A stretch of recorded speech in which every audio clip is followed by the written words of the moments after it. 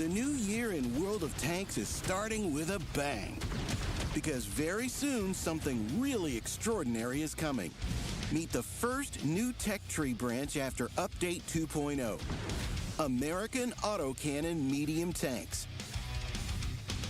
The new branch sprouts from the familiar T20 and includes 4 vehicles, topped by a Tier 11.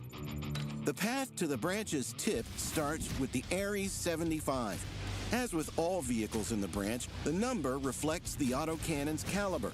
This support tank will help you learn the basics of guns without reloading and with a thermal overheat control mechanic. As the tier increases, so does the combat power. The larger caliber of the Ares 85 lets it deliver on its potential more effectively. The Ares 90 raises the battle performance bar even higher. Its gun causes greater damage. The mobility is typical for medium tanks, and the armor, while not the most robust, can take a few hits. At the top of the tree is the Ares 90C. This tank combines top characteristics with high damage per minute and a fiery nature. And of course, like all Tier 11 vehicles, you can fundamentally improve it with the upgrade system.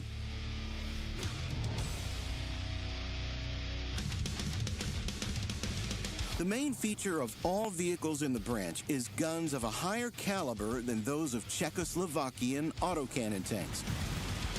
The fire rate is lower, but the higher caliber lets you cause significantly more damage per shot. The American vehicles don't have the usual reloading system. At the start of battle, or when you change the shell type, a belt of the selected ammo is loaded. Afterward, you can fire as much as you like until the gun overheats or your ammo runs out. This mechanic lets you control the fire rate. In some combat situations, it's better to fire single shots, chipping away at your opponent's HP. In others, you can unleash a barrage of fire to cause maximum damage in the shortest time frame. The choice is yours. Another important feature of the American autocannon tanks is the new thermal overheat control mechanic. Each shot generates heat. The higher the temperature, the greater the dispersion. The gun starts to cool soon after you finish firing. If the temperature reaches a critical level, the gun locks and cannot be fired until it fully cools. One more trait of the whole branch is reserve tracks. If the main track is destroyed, the vehicle isn't stopped and can keep moving at a slower pace. To fully immobilize the tank, enemies need to destroy the reserve track too. This chassis feature helps you stay on the move, searching for new tactical opportunities. American autocannon tanks are for you if you like to control the rhythm of battle. The vehicles are perfect for flanking. And from long range, they provide good support to allies. Even if they don't penetrate, they have the enemy feeling on edge with constant pressure. Just remember to stay balanced and avoid the gun overheating. Choose your fire rate wisely. Don't take risks and keep an eye on the temperature, and high DPM is yours. As is the blast you'll have firing. Meet American medium tanks with autocannons. Stay in control, stay effective.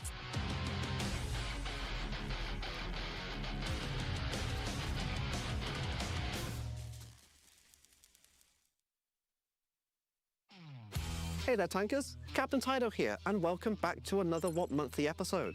I'm here to bring you important dates, news, and updates coming up this February. Let's start off with a community favourite. Frontline returns between the 2nd and 9th of February. For those unfamiliar with the mode, it is a special game mode where players fight it out on extra large maps, fighting sector by sector, with the ability to respawn, giving you the opportunity to grind out your tier 8s and even play your premiums with same tier matchmaking. I hope you've been enjoying the current Onslaught season with its new detailed session statistics and Erlenberg map. Don't worry if you've fallen behind on any of the weekly missions. You'll still be able to catch up after the mid-season update coming early February. Also, starting this season, once you reach Gold rank, the LTC2 will become available to purchase in the Onslaught One Shop. The Onslaught Legends series has a new sponsor, Surfshark. Tune in on Twitch throughout the season to earn OLS token store drops, where you can claim prizes such as the Kanonenjagdpanzer 105 mm. Thank you. You can also pick up new OLS bundles to show your support for your favorite team. If they win, your star will be automatically upgraded.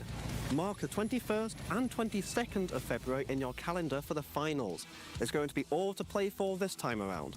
Let us know in the comments who you think is going to win, and be sure to check out the article for further dates and details. Halfway through the Onslaught season, you will also have the chance to take on the Mega Platoon with some of your favourite content creators on February 7th. If you're feeling up to the challenge, why don't you try to defeat them? Otherwise, there are always Twitch drops to be earned. Spring has nearly sprung, which means that there will be a new round of Twitch drops for the Spring token store, including the opportunity to pick up the German Tier 7 heavy tank, the VK45.03.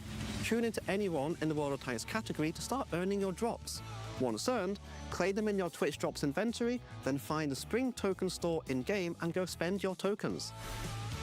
February brings a brand new Lunar New Year event, the Jade Emperor's Challenge, returning from February 12th until the 22nd. This fast-paced, limited-time 7v7 mode has teams fighting to capture and deliver the spirit of the Firehorse across a specially decorated map. Unique class abilities and quick rounds encourage teamwork and constant action. And of course, there'll be rewards available for the event. We'll be sharing more details closer to launch, so keep your eyes out. A new Boosteroid bundle is arriving on February 1st, perfect for commanders who want to keep playing World of Tanks even when they are away from their usual setup. It comes with a brand new culinary-themed commander, ready to serve perfectly cooked ammo racks alongside guaranteed monthly rewards. Jump into battle wherever you are and check out the World of Tanks portal for all the details. Roses are red, camos in green. This Valentine's Friday, there's streams to be seen. Roll out your tanks, bring friends along too. On February 13th, I'm live just for you. Join me on Twitch for battles and fun. A cozy night stream when the workday is done. Tankers, you're welcome, come hang out and see. This Valentine's stream is where you must be. We have plenty to offer in-game too. Complete special Valentine's missions between the 13th and 16th of February and earn the Love Machine 2D style, along with decals and personal reserves. There will also be in-game vehicle gold discounts and some sweet deals in the premium shop. Check out the portal for more. If you haven't already, make sure to subscribe and be notified of future video releases. Keep your eyes on our portal for any more news and updates. Otherwise, that is all from me for now. If I don't see you on Twitch, then I'll see you all again for the next one.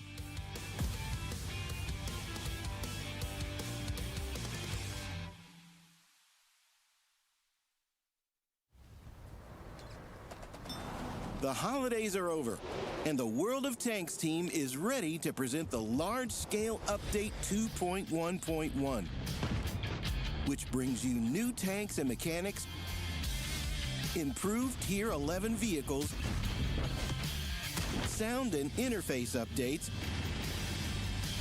varied modes, and enjoyable rewards.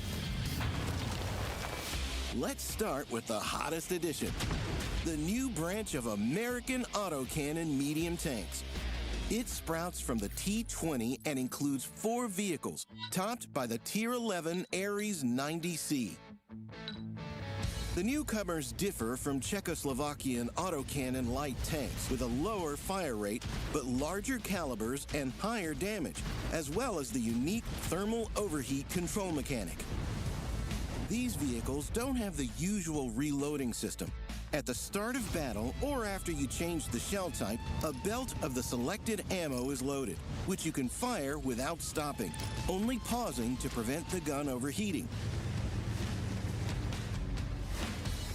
In some combat situations, it's better to fire single shots, while in others, you should unleash a barrage of fire to cause maximum damage in the shortest time frame.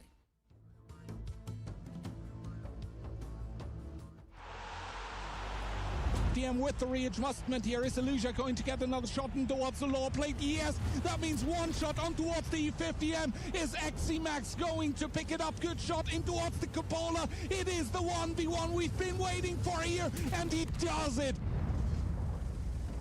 The OLS Season 5 is already here. The best teams are ready to head onto the battlefield. Who will you be supporting? Root for your favorites, follow their journey, and stand by them. With you on their side, they'll be unstoppable. You take hits together with them, and that means you go all the way.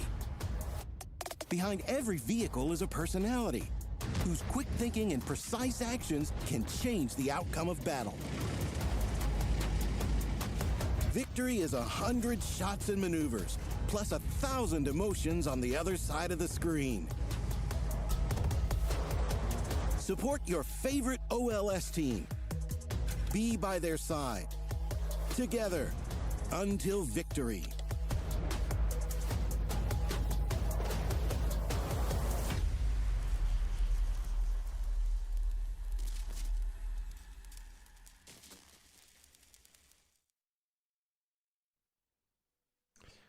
Hello gamers and welcome back to the Surfshark Onslaught Legends Series Season 5. Hello Banter, welcome to the broadcast as well. We're going to set it off with a banger today. Yeah, we got a really good game lined up for the first one, Hit and Run versus Cashback. It's promising to be a good one.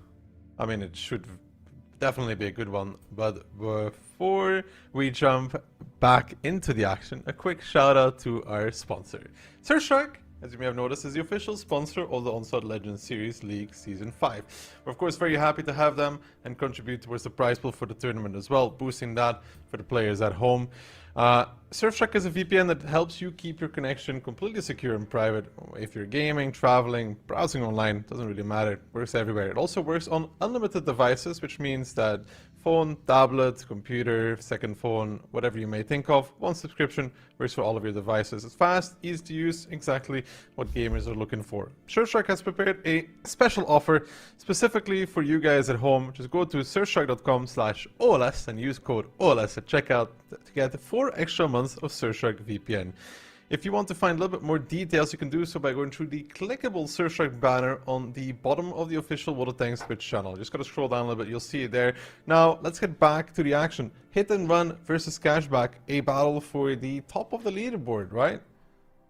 Yeah, battle for the ages. I mean, this is an important one. Like, these points, especially early, can really affect things later on. So, and it's two teams that have won it before, and two teams that are at the really top level. So this really is going to be showing to be a very good game today.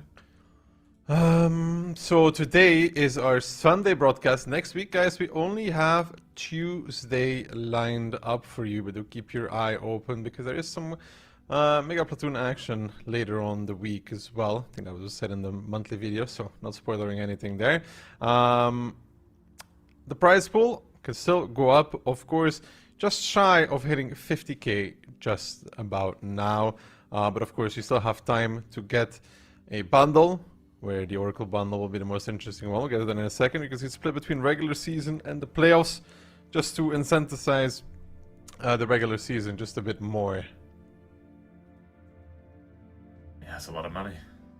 A lot of money. Then of course the bundles that we were talking about, the Oracle bundle is still available.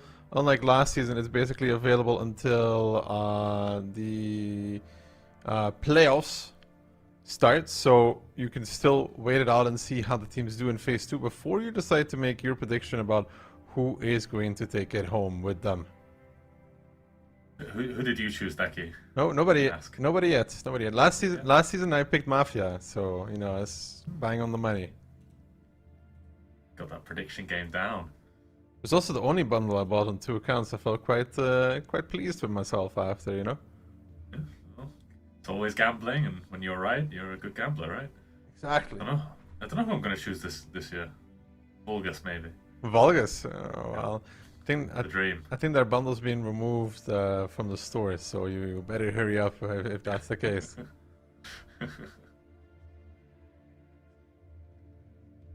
Token store, of course, Canon and Yak Panther main reward. You can miss up to 3 streams. You cannot miss the playoffs, of course, because that would be 20 tokens you missed out on. That is the final weekend of the OLS there, the 21st and 22nd of February. And a little bit of for everybody. I know Bander's a big Canon and Yak Panther lover. I'm more of a poodle type of guy, but there are definitely some options there. Standings though. Hit and run, cashback, both on 13 points. One of the two will be undisputed #1 after this match. Yeah, it's a heavyweight fight at the top and at the bottom, but you can see Hit Cashback on top, then Mafia W, and then the kind of losers of Weekend and Vulgus kind of... I don't think... They can't make it through anymore, right? Vulgus definitely can't. But No, neither of the two. Yeah, neither of the two. They're completely out, but still, if they take points from anyone else, it can affect the top, so... Now's the time to perform, you know? When you've got nothing to lose. I mean, for sure, and use it as a practice for later on, right? And this is the schedule for today. Hit and Run versus Cashback, then CTR versus Lodis, W versus Vulgus, Mafia versus Weekend, and last up, it is the OCS Rising match between Last Dance and Sicarios. Yeah, it should be an interesting one, especially Weekend, Mafia, Vulgus, W. You know, these are teams with nothing to lose now. So if they take points from the big boys, you can still have an impact and you can still make some enemies. First up is going to be 2 big boys against each other, though, with Hit and Run and Cashback. And I don't remember how the caster predictions look like. Were we split? I think we all favored Hit, right? Yeah, we all favored Hit, I believe. I mean, it just seems the more logical choice. I mean, Cashback losing Barbarian and Hit just being so strong as they are, you know, just constantly consistent, constantly at that top level. It's the more logical choice, but Cashback have shown. I mean, they performed really well. They beat Mafia, so anything can happen. Sure, it was a great victory for them. Although I think the Mafia match could have went to tiebreaker as well. There was this gamble on Cliff, right, as well, if I remember, where the time ran out. So Cat's a highlight player, 3.6 KDPG, very, very, very good. Yeah, I mean, he's playing those high DPM tanks, the CS 140 and E50M, but I mean, someone's going to be a crucial contribution, right? And you can see that if he's playing these tanks, even on the heavy maps, it seems that Hit are kind of favoring the lighter maps, if you understand. They're favoring the cliffs and the Morrows, where you don't play so many heavies. But community predictions? It's about the same as what we said. I believe almost all of us said 3-1 to Hit, but community kind of going with the same, everyone favoring Hit, but Cashback still with a solid prediction. I mean, they can definitely win this between these two. However, in a best of 5, it's always not that easy to predict how it's going to go, because it can be over very quickly. And the maps we're going to be doing it on is going to be starting it up with Pilsen between these two as the very, very first map, Pilsen. And then after Pilsen, we're going into Ghost Town. Yeah, I mean, Hit have shown they're really strong on Pilsen. Pilsen's one of those maps where if you're a good team, you can really punish slightly weaker teams on it, just from positioning and timing, things like that. Ghost Town's a nice one. Both teams have great light tank players, great everything players, to be honest. So that's going to be a good one. And tiebreaker being Cliff. I'm surprised that Cashback won a fight on Cliff, actually. I feel like maybe Ruhenberg or Himmelsdorf would have been their map, but Cliff it is, and Cliff is, I think, my favorite map in the game, actually, even for randoms. And it's just so fun, you know. There's so many options. Why do you hate it? So bad. You're the type of guy who doesn't like mines. I can feel it. Doesn't like? Nah, it's mine. Cliff, nah. I like it. I've always liked it. It's a bright color, you know. Yeah, ruined it. Oh. Oh, I like it though. I like all of the, you know, idiot maps. I like mines, I like cliff, everything where it's close quarters in your face, so I can do my 1-for-1 trading and get my 2k DPG and back to garage. That's my favorite. Don't like to drive. Maybe so I don't like cliff then. But yeah, first up is Pilsen. Between these two, I don't think we're going to be seeing too much quick aggression on this one. No. They're not really going to be trading it out blow for blow. No, and I feel like we're not going to see cap strategies either. I feel like it's going to be slow positional play on the field, especially by Hit. Cashback might try and go for that cap side, but I just feel that Hit know this map as well as anyone can know it. I mean, you know, the field positions, the rails positions, just how to make a push correctly, because you need to group up tanks and go over the coal piles and things like that. So I think It's going to be a good contest, but I am thinking that Hit is probably going to take this 2-0. I think that they choose this for a reason, and I mean, maybe I'm going to be wrong, but I think this is a map where they can really perform. 2-0 for Hit on Pilsen. I mean, they're not a bad Ghost Town team either, though. Oh, true. Although if I had to pick between light players, I would pick Cashback's light player over Hit's light players. You know? Well, the thing is, Hit have probably more light players, but the quality of Cashback's players like Liberty is just, you know, on another level. I think the only one who comes close is probably Mentos. So, it's... I mean, it's hard to predict, but I still do think they'll... I mean, I'm not banking on them taking this 2-0, but for my predictions, obviously, it would be important. For your prediction, you need them to win out 2-0 somewhere. Yeah, exactly. So, why not Pilsen? Sure. Phil is going with 3-2 close match. I was honestly even considering predicting Cashback, I don't know. But then I was like, Hit's usually pretty solid in these kind of matchups. Yeah, I mean, you do doing the logical thing, you know, but looking at the lineups here, Hit and Run, double type, 140, 430U, double Foshby, and an RHM Panzerwagen. Cashback, BZ, triple bad, a CS63, 140 and a Blisker. Now that's a lot of bad shots. Yeah, it's a bold one. That's aggression somewhere. But I don't know, I feel like I like Hit's lineup. It's more coordinated and definitely looks like the field. Cashback's lineup, I mean, it's light, so you'd say probably the coal piles, but I actually feel like they're going to play a 1-2 line here. I don't know why. I mean, they could try and cap at the bad shot straight, but no, not going for that. They're sending a CS towards the middle. And the triple bad, only little getting spotted out. Yeah, it's a nice plane. Minimal info, one bad shot doesn't tell you that much. BZ and CS getting spotted in the mid, which is important. Gives them info that the Cashback are playing with a pretty light lineup and nice initial damage onto Brainbreaker. A lot, actually. 2 type shots. That hurts. That hurts for the BZ, but they will be able to take the strike at least. Monster tried to reset it, didn't succeed. Squeezy taking the damage. In the 140 now, Aphrodite and Liberty being in sort of a trap. Aka bailing out of the middle, so Cashback taking a decent amount of damage here in the beginning, but this double batshot just lingering and waiting and looking to pounce on something. I mean, it's hard to expect the unexpected when it's this unexpected, but I mean, I never like these kind of baity strats. I think you can do it if you're a much weaker team, but I think if you're a team like Cashback, where you've got that player skill, you've got the experience, I feel like doing these kind of hidden strats is, I don't know.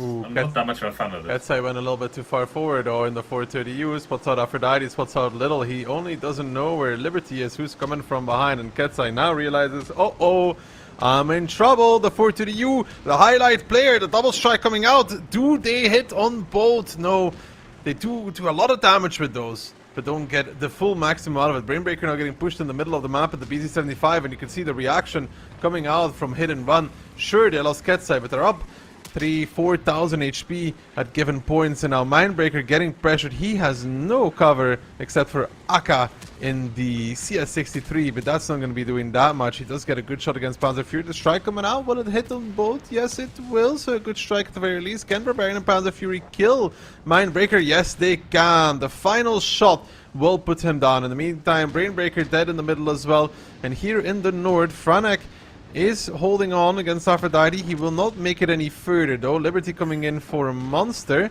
who's chasing down towards Little. So Monster's gonna get caught as well. So at least the guns will be in favor of Cashback for now. Yeah, they are gonna have this more mobile lineup. I mean, Tizek will probably pick for Squeezy here. He has so much HP. Panzer Fury making the play onto the CS. So Hit and Run not being passive. They're sending the low HP Fosh back to probably take the strike. Panzer Fury to keep the map control, but positions are... I mean, HP looks horrendous for Cashback, but it's not that bad actually. Bear in mind, all of this HP, almost all of it, is on Tizek right now. Yeah, but Squeezy will die though. Like, he will, but I mean, that's going to be gun parity, not gun negative, so it's not that bad for Cashback. It looks bad. It looks really bad, but it's not actually. If it's played perfectly. Oh, bye Squeezy. Yep. 3, 2, 1. And he's gone. That was expected, right? Tizek taking a little bit of damage from the bat shot in the back. So he knows that one of the bats has went to A5. But now we're in the slow game. At Hit and Run, yeah, you said it. About, what is this? 5k HP is on the double type 5. Yeah, but I do think there are options, though, for Cashback. They've got the more mobile lineup. They can play the angles. You can see the Batchat in the north crossing the A line to try and get behind them. Panzer Fury's holding the south, so there's not gonna be any rotation from there. But it looks like Hit and Run aren't gonna play by the rules. They're not gonna apply a bit of cap pressure and try and keep the control. It looks like they might try and rotate the Foch to the north and try and catch this CS. It's a difficult game for both teams, actually, at this point. Because Hit have no real options. Cashback have options, but it's hard to execute them. Hit and Run has control over double strike, though. Yeah, but they can't get it. Like, they can get the strike on E1, but they can't reliably get the middle strike. I think they're banking on damage dealt right now. Yeah, damage dealt. I mean, bear in mind, the Foshes are probably healed a lot. Same with the types. Cashback don't, like... I know don't have Cashback. much HP. I know Cashback is still pretty light, but it's a big difference, so... Like, it's a big It is, but... I mean, bear in mind, those Foshes will have healed a lot, plus type healing. It's hard to predict, but this big of a gap, it probably does go to Hit and Run. And a big problem right now is Aphrodite. The fact that he's one-shottable for strike is an issue. I mean, there's no way for them to see him. There's no info tower that Hit and Run can take, but it still limits his options, because if he gets spotted, he will get striked. Yeah, even Liberty has to be careful, right? Yeah. Yeah, they're not. Especially being a one-shot for a type. Barbarian got a strike. DJ is gonna start capping, but those bad shots will work their way around the map, though. That will be the downside here for Hit and Run. Advertisement right there. Round placement. Yeah. By design. But I mean, this is not realistically cappable by DJ. Little can just go to the 3 line, get a spot. I mean, DJ will know where he got spotted from, but then the strike will come down. And even then, there's enough time for them to strike both corners. And like, strike one corner, get another strike the other corner. But HP has narrowed a little. It's only 2.5k now. Hit and Run have taken a bit on Tizek. He was full HP when the game slowed down. He's lost about a little over 1,000, so I think damage dealt is now in Cashback's favor, actually.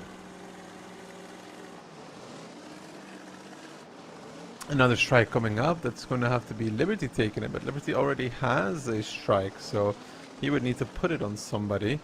See, Little is trying to spot the guy in the cap. Yeah, I guess. Whoa. Shoots. Yeah, he had a shot on T-Sec.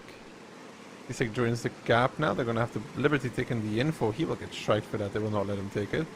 So they're going to have to use their strike. Liberty dodges it. Ooh, DJ gets spotted out. Ooh, mini strike is going to hit. Yes, they would have gone there with the mini strike. It was well placed. The big strike will come in as well. And now, yeah, damage dealt, I think, slowly but surely coming into Cashback's favor with the added damage that they're doing. But the double type is now on the cap, so a singular strike will not be able to reset it. They're going to have to come a bit closer. Yeah, but the CS did take the strike on the field, which means he generates a small strike, so that's 2 options for decapping right now. He needs a spot for the mini strike though. It's too, like, level 1 is too small to really be able to predict where they're going to be sitting. So T-Sec gets put out. Yeah, they do get a good strike on DJ, so he knows that he's low. Get a good shot on T-Sec as well, but little. And now HP is creeping ever closer. Now it's near certainly Cashback will win on HP points. Yeah, they know Panzer Fury is sitting there.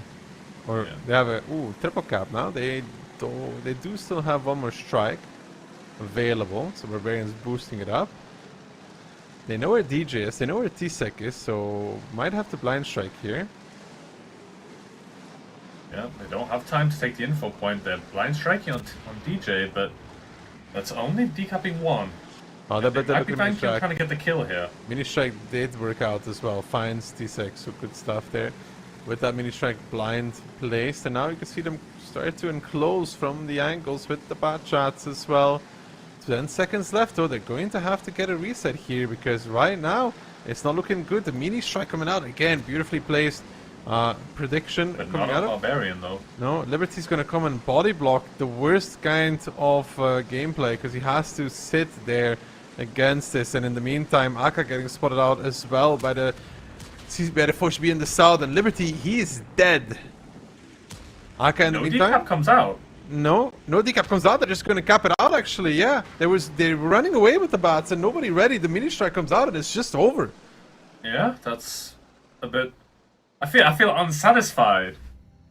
You know, I feel like I expected more of an end game there. I feel like it just kind of Cashback were doing so well until that last second. I don't think the Batchat who went into the cap got the decap on the Fosh either, because the cap just happened like immediately after. So not great by Cashback. They did it. I don't think he actually hit Barbarian at all. No, he didn't. He didn't get the decap on Barbarian. So that was kind of wild. I mean, there were options there. I feel that the Bat in the north, who was 1100, he could have peeked and gotten another decap, got some more time. I mean, there was no time for them to spot out Barbarian, but if you're going to die to get the decap, at least get the decap, you know. So, well, hits kind of steal it away. Yeah, I mean, the Cashback played it basically perfect. From the moment the game slowed down, Cashback played it actually perfectly. And right up until that end, where it all just kind of... You know when you play Jenga, and it's like you build it up so high in just one piece, and it just collapses all at once? That's how that felt. I feel very... Oh, I feel like... I was so satisfied with the way Cashback were playing, now I feel a bit empty inside. I've never lost a game of Jenga in my life. You're always a winner, Daki. In the tower game, I never played it. I think I played it like twice. It was like, this is hella boring, and never played it again. I love a good game of Jenga. I much prefer roll it, you know? What's roll it? You know, like it's like a little ball. It has like 4 colors on it, so you're 4 players. Ah, you're a color type of guy. Yeah. It reminds me of the shapes when I was younger, basically. Okay, I'll have to research that. That it's very cool actually. Okay, roll it and Recklet. That's what I need to do research on. Got it. Nah, you don't need to do any research on Recklet. Trust me. Altogether, damage dealt. Yeah, the first beast from hit and run doing pretty well at the end, as expected. Mindbreaker only getting 1 shot off in the Bliska, kind of tough. Yeah, I mean, he got pushed on by 2 Foshes. It's not really realistic. He does more than that. I mean, they kind of traded okay for him. I mean, it's obviously a net negative trade, but both the Foshes down to half HP. It could have been a lot worse. BZ dying in the middle really cheaply wasn't good either. Brainbreaker only getting off 2 shots, but apart from that, you can kind of see everyone on the Cashback lineup did a lot of damage. Like each of the Batchas did 3.5k. Akka with 5.5. I think about 1k of that was probably 2k of that was strike damage, and a bit of that was on the Fosh at the end. But I do think if this had gone to a draw, that Cashback would have won it actually. But Hit did nice actually. They baited out all of the. You know what you do, you put 1 on the cap, you bait out the strikes, then you put 2 on the cap, you bait out more strikes, and then when the enemy has no more strikes, you boost it with a 3rd, and then you cause the enemy to panic, which is kind of what Hit did to Cashback, and they forced the Batchat close, and then it just... It's also a shame that, the Batchat close was the one with the lowest HP, and that he didn't get the reset. Yeah, like he needed to... Like, if you're gonna do that, he needed a decap on Barbarian. Like, even shoot the tracks. Like, shoot something.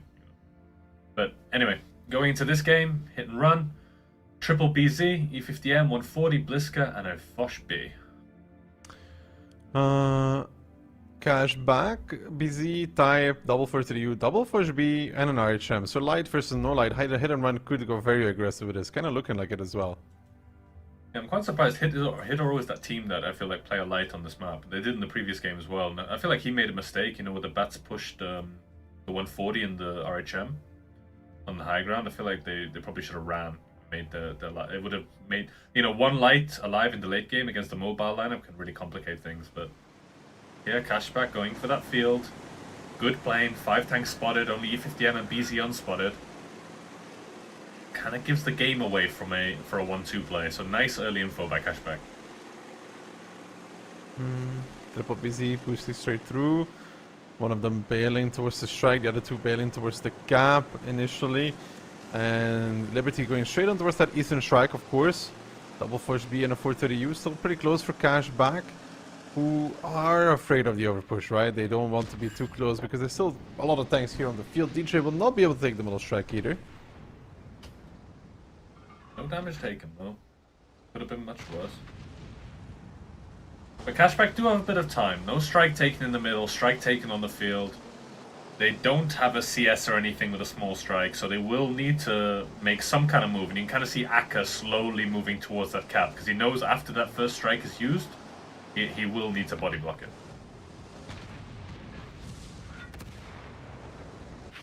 The strike only gets one, though. Well, the pressure will be back on towards Cashback here because of that rather soon. Yeah, it looks like Akka's going to go in, and in the meantime, the 430 and RHM of Cashback is flanking around the south. They want to kind of pin some monster because he's a little bit away from his team. At some point, they will boost off this cap here. 3 seconds left. They knew Akka would body block it, so they're going to try and go for this 430 Fosh B combo, but it's not as easy as it seems. But Mindbreaker absolutely gets deleted off the face of the earth there. Mindbreaker a little bit too far forward and got clipped out by the Barbarian, and now Little tried to do the same in his Fosh B, but he's getting swarmed by the guns. 140 coming in as well, 1 BZ from the left, 1 BZ from the right. It's the sandwich, and Little's all the way in the middle. Ketsai now will put him down, and Aphrodite out of ammo as well. This little play from Mindbreaker, he was very far forward, moving towards the factory, and that is pretty bad for Cashback because they need to somehow support this. They don't get as much damage as they want to. The 430U dies, and it opens up the double Fosh B to just get pushed upon. A Barbarian coming off of reload already is starting to clip out on back towards Akka. Will pop the heal ability as well, and Liberty backing away. Cashback has something to play with, but it's 4 versus 6. Yeah, with a 3k HP advantage and no realistically good positions, they can't use this light tank. He's not a fighting tank, you know? So there's no like slow late game where he can perform, and I mean Tizek is being a little bit eager. He'll take some damage there, and Akka will probably give him one as well. Tizek will probably go down, but in the grand scheme of things, I don't think it's going to make a difference. Panzer Fury is Amarak though, so things could be cleaner by hit and run right now. It could be, but I think they're kind of like, oh, we won the game, just drive forward. Brainbreaker does find T-Sec, and now the Fosh B and the Bliskavitz swarm and the BZ that has no DPM. He's going to disappear in an instant. He's just gone. Brainbreaker dead, and yeah, hit and run could have closed it out cleaner, but they didn't need to, you know. It's one of those where it's the game is over, just go in. Unthrowable. So 2-0. I bet you're very happy for that Pilsen result, huh? Exactly. I am the prediction master. Wait, Not top point anymore, but I think I predicted 3-1 as well, so... Yeah, no point. No matter what happens in this game, I'll still be above you, so it's fine. I think you gotta look at like who's actually winning though, because Phil's... No. Listen, Phil's not real. It's a figment of imagination. Neither is Kian. It's only me and you. Right. That's it. Interesting. I don't know. Me and you, we've been warring since I don't know what. I couldn't care less. I will not see. Yeah. Okay. I will not see them. I don't care what the season after. Then when I lift that trophy, you won't get. What trophy? It's all good. We don't have any budget for a trophy, but you get like we get like a firm handshake, and that's it. I'm happy with that handshake. It's a golden handshake. But 2-0, the first Pilsen was the one that could have gone anyway. This one, not sure why the 430U from Cashback decided to edge forward. The Barbarian's damaged in such a little space of time as well. Yeah, I'm surprised. I thought Mindbreaker could stay safer there. But he wasn't sitting behind the hill there. He was all the way forward, like he was moving towards the factory, and then so weird. And then Barbarian caught him out in the open. And I think last 2 shots were like cupola shots, but before that he was fully in the open. I was looking at the cap, that's why. Yeah, I mean, small mistakes by Mindbreaker. Maybe they were worried about getting decaps, but nice decision making by Hit. It's the thing that we've seen so often in OLS with these BZs. You know, you apply maximum cap pressure, and then because you don't have any more strikes, you force your enemy to come close. And you know, when they come close, you snap the jaws on them, you boost out with BZs, give them a triple shot, and then you kind of snowball from there. So it's what we've seen before, but it's effective. Need to make a name for that strat. Crocodile strat. There we go. Made it. Crocodile dandy. Yep. You know, you reach your hand into the water to grab your phone, and the crocodile bites your hand off. Like that. You draw the enemy close. Crocodile strat. There we go. What's that? Patented. No one else can use it. How do you know like the waters? How do you know you can reach your phone? Because it would be sinking to the bottom. I was wearing. It was not that deep water, and I was wearing short shorts. So how do you not see the crocodile if the water's not so deep and you can see your phone? Because he was buried under the sand, Daki. Do you not know how crocodiles work? Buried under. He was a burrowing crocodile, right? He liked to play in the sand. Right. Shark strat. How about Right. that? Shark strat. Okay, my point is stand. How do you not see the shark if the water is pretty shallow? I don't know. and you can see What? the Give me an animal that bites. I don't- Horse strat. Horse? I mean, Horses can bite. sure, but I mean, you know what? Rottweiler strat. There we go. Let's Deal. just stick with the crocodile strat. It had a good ring to Okay. it, yeah. Alright, We'll just not question the logic of it. Yeah, exactly. Perfect. Anyway, Ghost Town. I wonder what we're gonna see. Hit and Run has tried a few times without light on Ghost Town with these BZs, like we're boosting, dodging the plane in the beginning, and then boosting but them along the. I was gonna say I'm not a fan because I feel like it hasn't worked I for hate it. anybody so far. I hate it. Because you have to cross so much open ground to get to the red line, and even when you get there, what, you're half HP and you're in the low ground, and you're fighting like a full HP Leo or a full HP 140. It's this boosting with BZ strat across the, what's it, like probably the 4 line or something, or 6 line? I've never been a fan of that. I think it's so much more risky than you have to play. But Hit and Run might be trying it again. 4 BZs, 1 IS-7, a Type, and a 140. Cashback in return, double BZ, an IS-4, a K91, a 140, an E4, and an RHM. So information gain will be for for Cashback in the beginning. Yeah, it's nice. I mean, the K91 will give a small strike, RHM will give the info, but what do you think Hit will do? Do you think it's going to be cap play? I don't see this being a 6 to 9 line play. I mean, it looks like it could be a cap, but like at the same time, they could put the IS-7 on the 6 line strike and then boosting with the BZs through still, you know? Yeah, but I don't know. I feel like you need more presence on 0 line if you want to make this kind of 7-6 line push work. Right, doing it. It's gonna be like if you don't back off if you're gonna play the cap. Yeah, So you can see here, guys, like the BZs, they stopped in the beginning and went backwards, so they dodged the plane. So right now they're completely unspotted. Isaac will not make it there first, but he will probably just peek this and accept the damage. Look at Akka though. The Fury getting spot out, spots out Akka, Cat's the first one crossing, Mindbreaker on the cap already. T-Sec is going to be peeking this to reset the strike, kind of forced to, takes one in return. Or misses. Misses as well, which means that there is a strike available. Oh no, he didn't miss, he did get No, the reset. 140 got it, I think. I don't know. Could have just done a critical hit, you know, would have been Yeah. enough. But Akka pretty low in the meantime, down towards 1.1. He does make it away, and Hit and Run is looking for the push here. 147 to take the 0 line as well. Akka is gonna die actually, cannot do anything about Ketsai, who's boosted past, and now they're moving on towards Mindbreaker, who also takes 2 shots to the face. Barbarian is going for him, and Cashback currently a little bit too far separated from each other. Mindbreaker even missing on the IS-4, loses the driver. That's pretty bad. Ketsai finds Akka. Now Monster, DJ, Panther Fury, and Barbarian, they're continuing the hunt. They see this E4, they see this IS-4. The IS-4 is the one that they want to get out of the game, but Barbarian is going to need a little bit of help because the BZ, I was going to say, struggles quite a bit with that IS-4. But in return, the problems are mounting for Cashback because Brainbreaker is dying. Yeah, he took not a great position, but it's nice by Cashback. They got that push onto Akka in the BZ, but they needed to keep going into the IS-4. The longer this game goes on for, the more it's going to swing back into Cashback's favor. They will get Brainbreaker here. But I don't like this back off as aggression, Monster and Ketsai coming towards here. Because now what's the plan? You've got these 2 tanks in the A-line. I really feel like pushing onto this IS-4E4 combo was definitely the better play because the K91 and 140 couldn't support. Now we're in this awkward situation where, yes, Hit and Run have a 2 tank advantage, They have to go back to the but cap. Cashback have that light. Barbarian needs to go back to the cap in my opinion. Yeah, I'd agree. They need triple cap right now.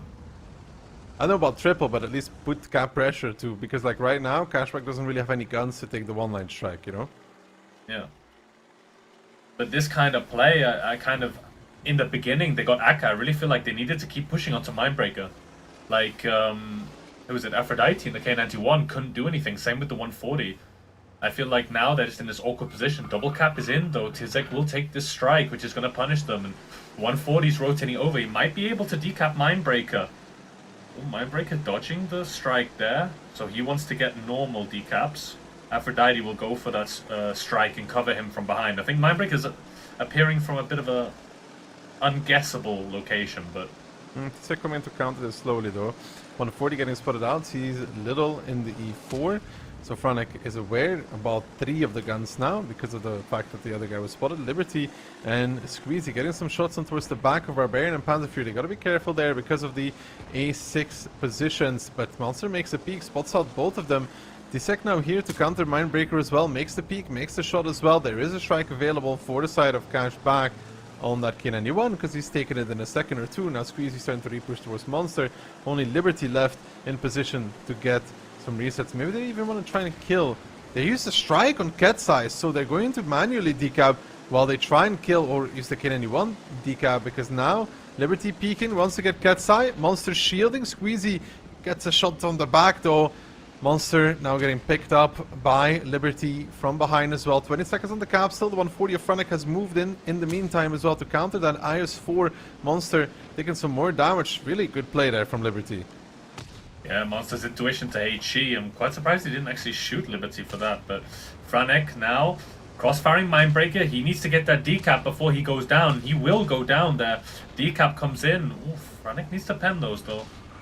Yeah, 140 bouncing a few too many shots, but as long as he kills Mindbreaker, it's going to be A-okay. And now, when he's out in the open, he doesn't miss it. And unbelievably enough, Hit and Run have come in today against Cashback to take away that #1 position with great success. Looking like a 3-0 to come out. Aphrodite running at 6 guns from Hit and Run.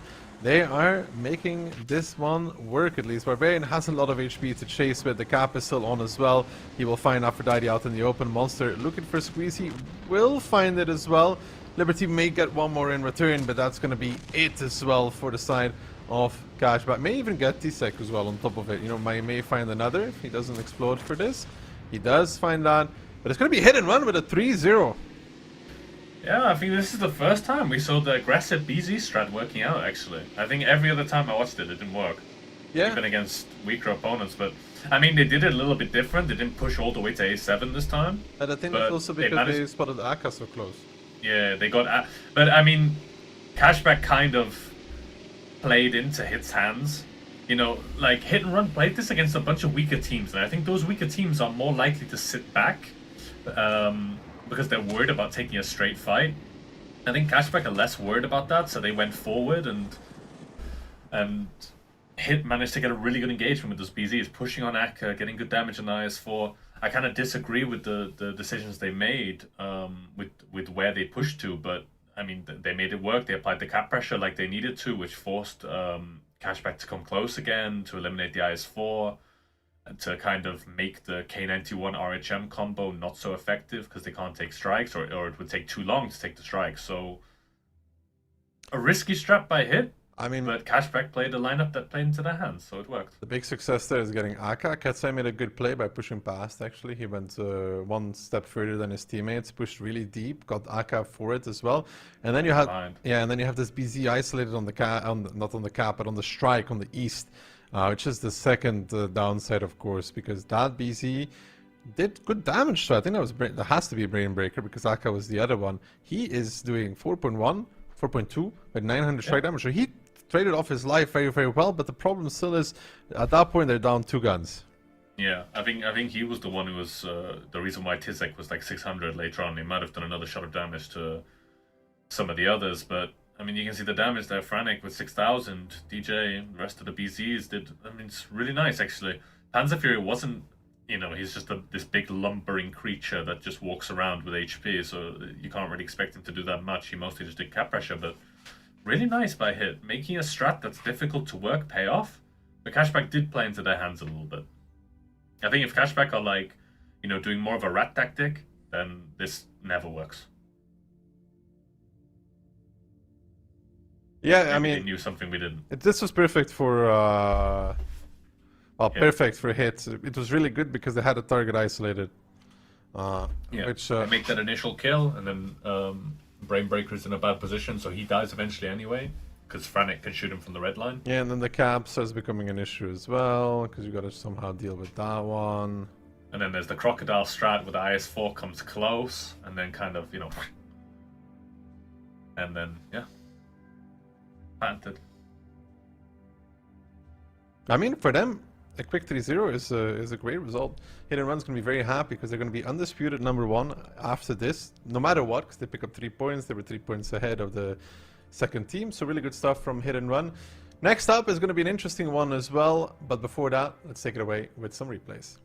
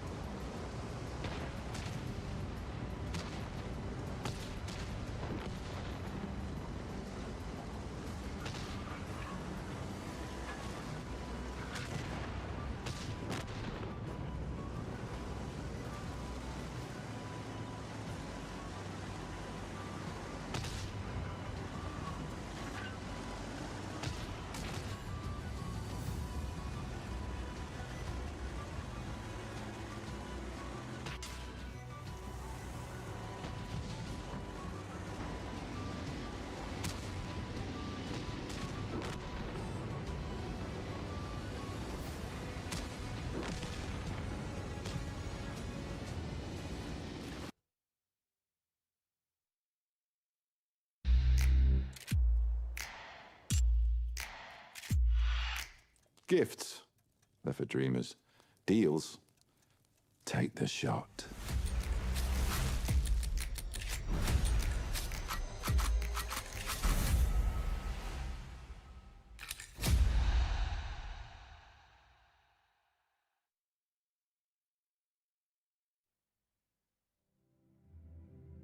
Well, hello there. I feel like we're both gonna do it this time because in the break we didn't discuss. Kian usually asks, "Are you going to do it or I'm going to do it?" And you didn't. You have this. You know what they call this, Kihan?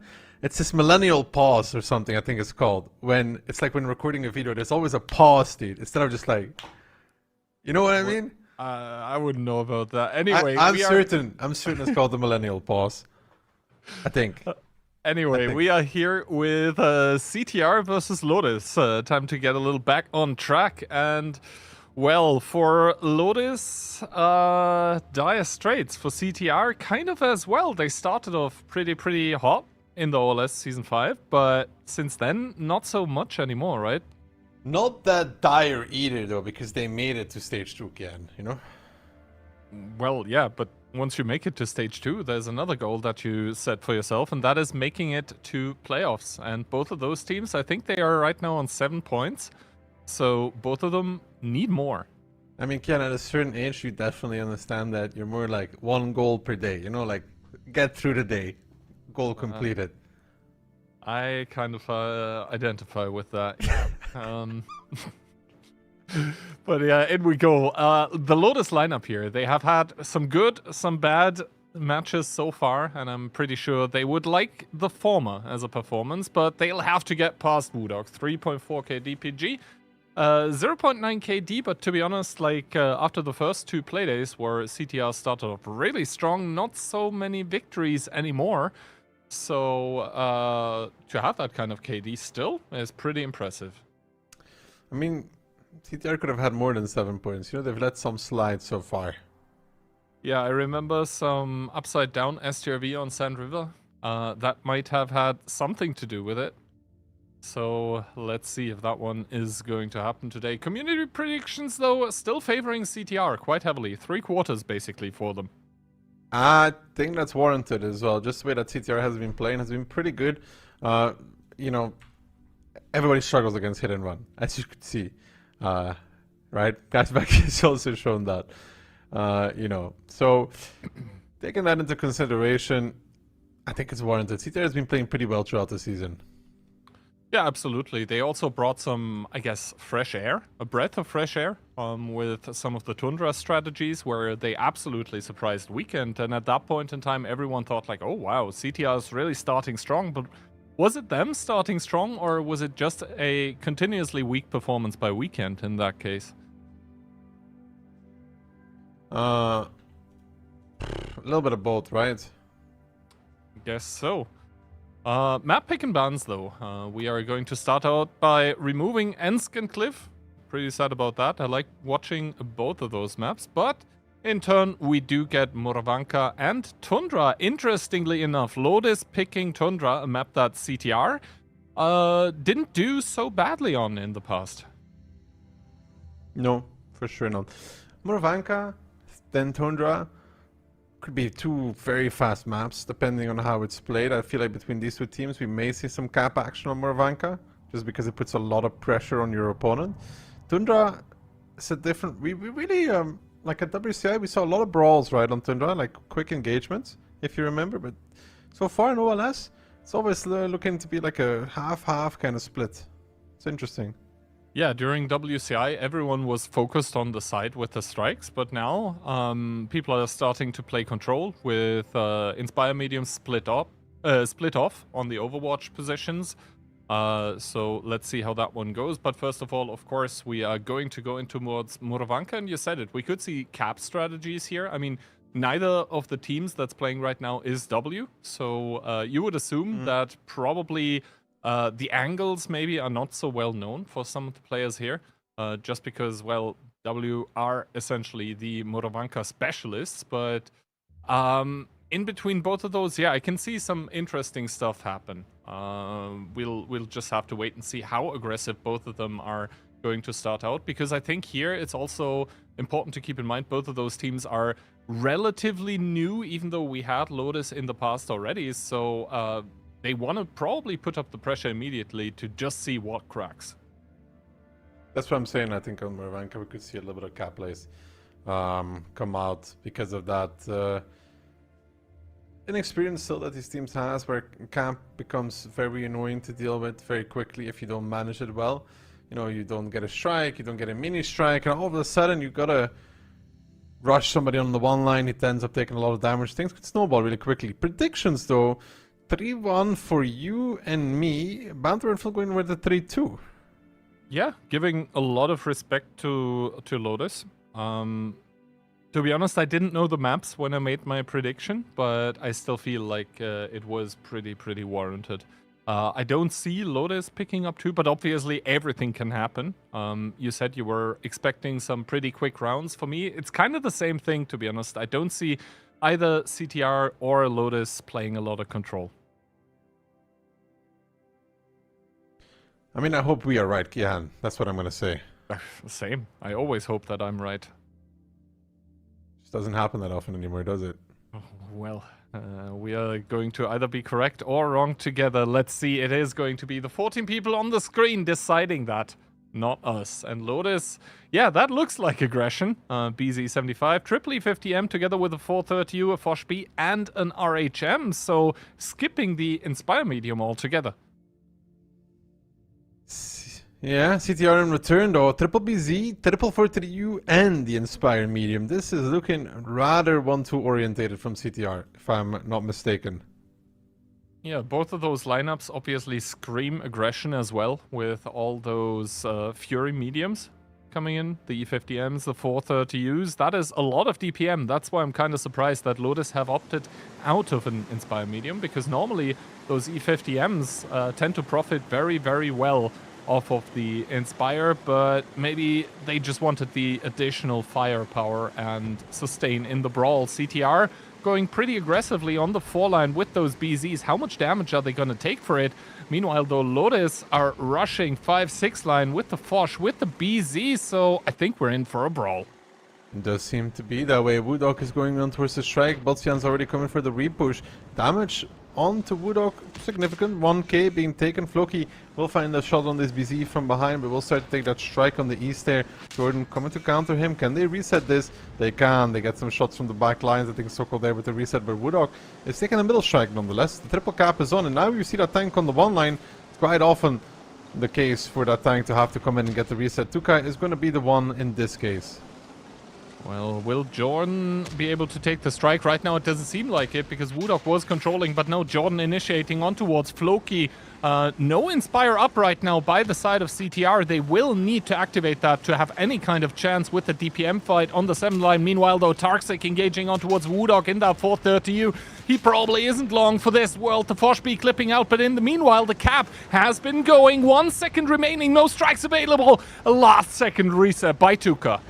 Now Lodis is moving in to get the further resets. Botsian's now with trouble from Frolly. Well, Floki dies. Patras pushing on towards Tuka. That should be a fight for Patras to win, but Tuka does have a little bit of a mount to play with, a little bit of a hill position. That's why you see Koricek making his way in the BZ75 to help out Patras. Frolly needs to be careful in the 430U and the 430 in the 140 actually, not to get pushed on. Tarks takes a big one there from Crazy War on the back of that Foch B from the BZ75, and now we can see 5v5 with CTR having a lot of HP, but that is on BZs, and those BZs, they need to find a close range engagement. I think one of them might just be about to find that one, as Evo has made his way towards Toxic to help out Froley in that 140. Evo boosting in, penetrating his shot, the Foch with the ability, but the 140 might be able to reload quickly enough. The ram is not going to be enough. Evo suddenly completely getting clipped out by Tarksic. A bounce coming out. Will Evo be able to finish it? No. 87 HP separating Tarksic from death. That was not as good of a play as Evo thought it was, actually. I think the Tarks was just too high for them to really kill it up that easily, but at the same time though, Patras picks up Sokol. Twist is now getting pushed on, so even with, I don't think it was a great engagement from Evo. They get the job done, and now they're moving on towards the rest of the Lodis guys. Twist is getting pushed in the middle as well, and CTR with those extra combat tanks are making it happen. You know that one extra tank allows them to lose Woodok and Floki and still have 5 combat tanks behind it, while Lodis, they lose an E50M. They lose another tank, and then all of a sudden, you know, you're left with a light already. Not that great against a team with a lot of HP. It's tough to play. And it's not going to get easier, of course, now for Jordan and Borchik.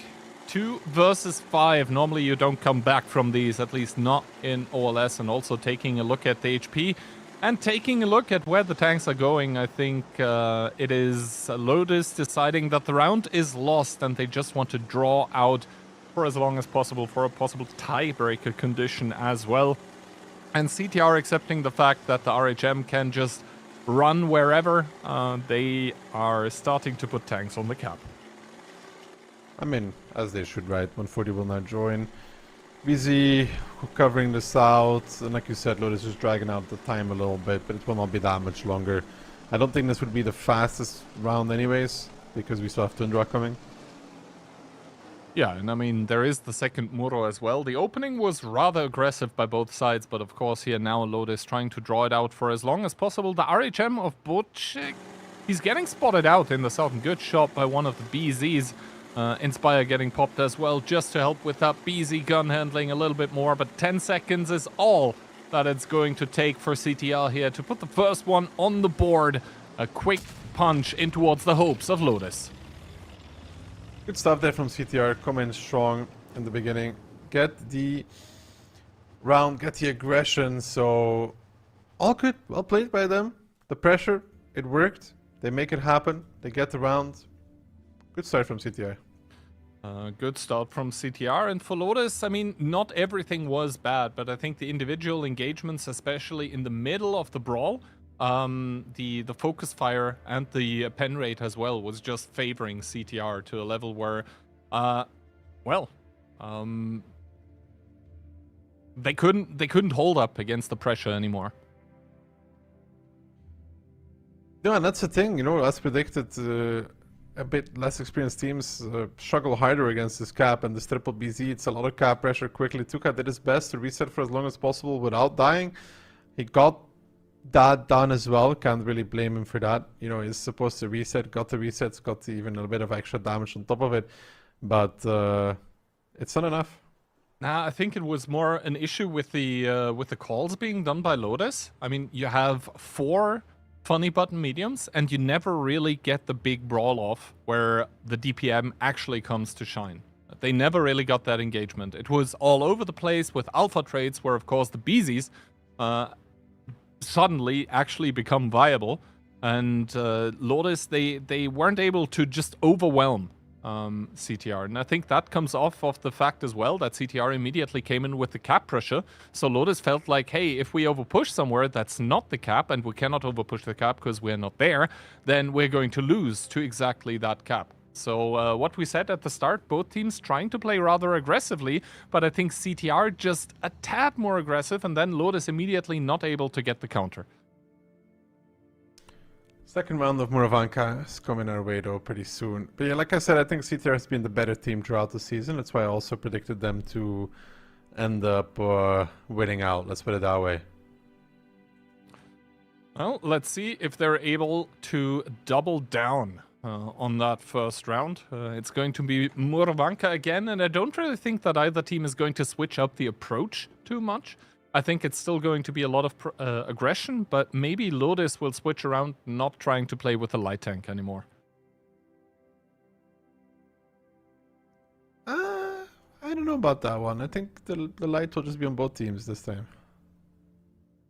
Alright, could be. Do you think they'll skip the Inspire med? I don't know, I don't think so.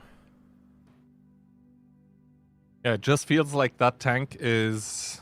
like any kind of Inspire medium is so helpful to just about everything on your team. Like, I think on Ensk we saw other teams even with 3 Fosh Bs still bring an Inspire medium. It's just meta to have one right now. Although, double Inspire medium, not so much anymore. I remember like Season 2 or 3 on Westfield, sometimes you even had like 2 Centurions just because one of them would inevitably die towards some rush by Bliskas, and then you had the secondary one. I mean, they could try to play the Bliskavitz meta again. It's not that solid right now, you know? Yeah. Although on Muravanka, the Bliska doesn't suffer as much, just because you have the APCR that goes through the fences. But let's see what both teams are going to be cooking up. For Lodis, it seems like a singular BZ. It's a mirror matchup. Yep. Singular BZ, W50M, 140, double 430U, and an RHM by both teams. So, may the better one win, I guess. So both teams rocking exactly the same. Will they play the same though is the second question. It's very, we don't see this often anymore, that it's like exactly the same.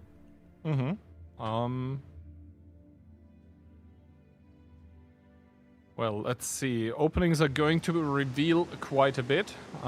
Triple medium getting spotted on the side of CTR. That means, in turn, Bocek does not have a replane available. Trying to blind the info tower, but that one's not really getting taken right now. That might change, though.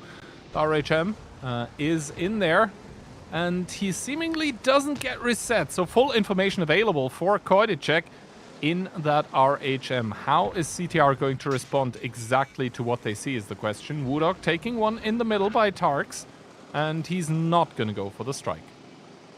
No, he's just waiting it out. Evo in the meantime taking the strike on the eastern part. You can see CTR doing this very usual split across the map at the beginning, but now you can see both teams. You see those little tines moving across the map. Patras, Froli, Floki, Crazy Warrior, all moving towards the east. Well, they are going to be meeting W50M, Froli also reshuffling, but it feels like Lodis is a bit quicker on the ball. Will that hurt them though? Tuka getting spotted and putting one into Patras, but paying a price, 1000 HP for that single peek, and Bocek also taking one as Woodog gets pushed in the middle of the map by Bocians. Bocians should normally be winning that, so Woodog is going to be backing off behind the building immediately. Now the rest of the CTR is chasing this Tuka E50M, and he's a little bit out in the open and not the greatest position. He's going to have to sit and fight, and that's actually pretty decent for CTR. We're now trying to do a little bit of everything. Evo needs to be careful though. You can see him there on the left-hand side, moving in a little bit too far. He's going to get focused out, needs to be careful, but Floki coming back in as well will help him on that part of the map. Tuka is going to fall in the meantime, and right now we can see Lodis was just not in position immediately to help out on all the angles. Woodog may fall, but that is going to be okay. Froli needs to stay alive, and the Inspire, very important tank. Twist, in the meantime, is going to fall against Froli, who was on a one-shot, and now Sokol and Jordan trying to evacuate, but this ship is sinking right now, as CTR is just able to get the focus fire on the targets that needed to be focused out. Botsik dead as well, and Woodog is the first one to fall on CTR, who just get that initial surprise, they get the initial lead, they still need to close it out, but the ball is 100% in their court. Yeah, Froley still from the backlines, able to provide damage, to provide Inspire as well, and I think it's just a matter of seconds before CTR realize they just have to press the W key and roll over Lodis here in the second round of Morvanka. It's going to be a clean sweep on that map, 2-0. Lodis absolutely surprised by the aggression from CTR. Also great rotations just in time from CTR, and maybe a bit too much aggression by Lodis this time around on the 9-0 line in the magical forest. Well, way too danked. That's the perspective of Patras usually. Not very nice. Oh no. That's what they did it. That's what they did it for, man. Yeah, I mean, our observers sometimes savage. This time around, though, kind of warranted. And I don't think with the scoreline at hand right now, Patras minds a little bit of fun too much. 2-0. So Loda is already up against the ropes in this, very, very fast best of 5, it seems. Yeah, CTR just a bit ahead, right? With the moves, with the rotations, with the gameplay. This time around, they get to focus out the guns just a little bit better, you know, and the HP was even, but the guns is what matters. They find Tuka relatively free, and then, yeah, sure, people start dropping low, but at the same time, they are able to continue this focus fire, and in return, Lodis was sending 2 guys to kill the BZ, right? And I think that is fine for CTR. Woodog dying while everybody else gets to focus out the more important tanks is ideal. I mean, the fact that 2 tanks, I believe, by Lodis were already dead before Woodog died tells you everything you need to know, right? He was doing a very good job of just staying alive, using the boost strategically as well to get out of the fire line of at least one of the 2 opponents that he was fighting. So, yeah, he bought time and more than enough for CTR. I think Floki, at the end, he just died due to an overextension on his part, but the rest of the team, more than capable with dealing with the remainders of the Lodis team at that point in time.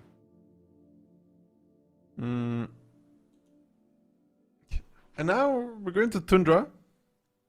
Who picked Tundra again? Can you remind me? Lodis. And I was very, very surprised to see that happen. Because CTR, if you remember, in the first match of the Season 5, they started off against Weekend on Tundra, and it looked very, very good. So Lodis picking into this now is quite interesting to me. I could feel the 3-0. It'd be bad for my prediction though, but you know. Same, but at the same time, CTR, they just look to be quicker on the ball today. No two ways around it. And just looking at the prediction, I can't believe that we all predicted that this result for the next match is crazy. Which one is that? Vulgus W. 3-0? Yep. Ayo. Yo. Just another day at the office. You don't go to the office that often, do you?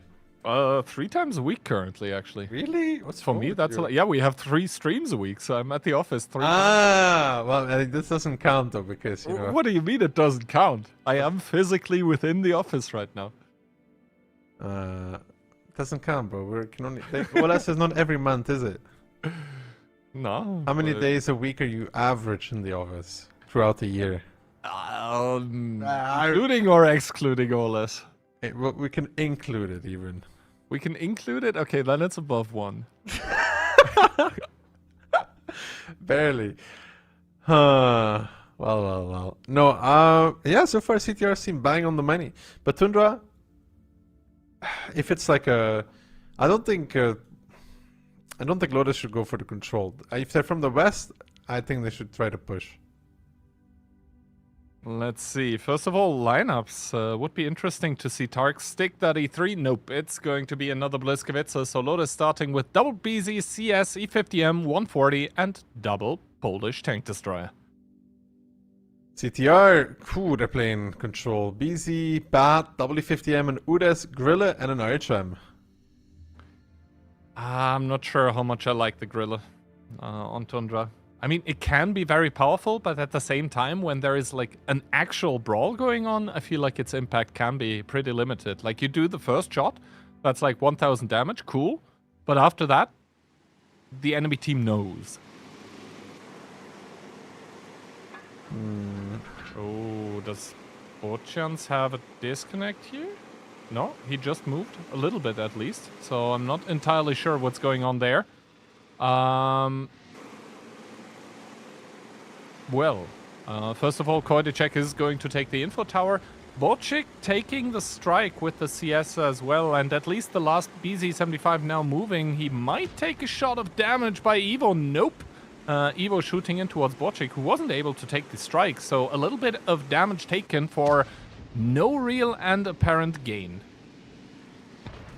Botjan's finding a shot from behind, but Koidicek taking one from Jordan. Tark's taking a big one from Woodog. Twist will find the strike, and right now Lodis starting to be locked a little bit in this part of the map.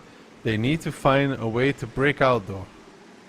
I mean, the problem here for Lodis is that they don't have all the info yet, I guess, because they weren't able to take an info tower. Yes, Twist was able to get a strike now, but Woodog is going to try and capture one in return, and I think this is sparking an all-out push by Lodis, and it might not be the worst thing for them if they manage to overwhelm some tanks quickly, but like this, it doesn't look like a big shot by the Grilla as well. Minus 1500 on Tuka.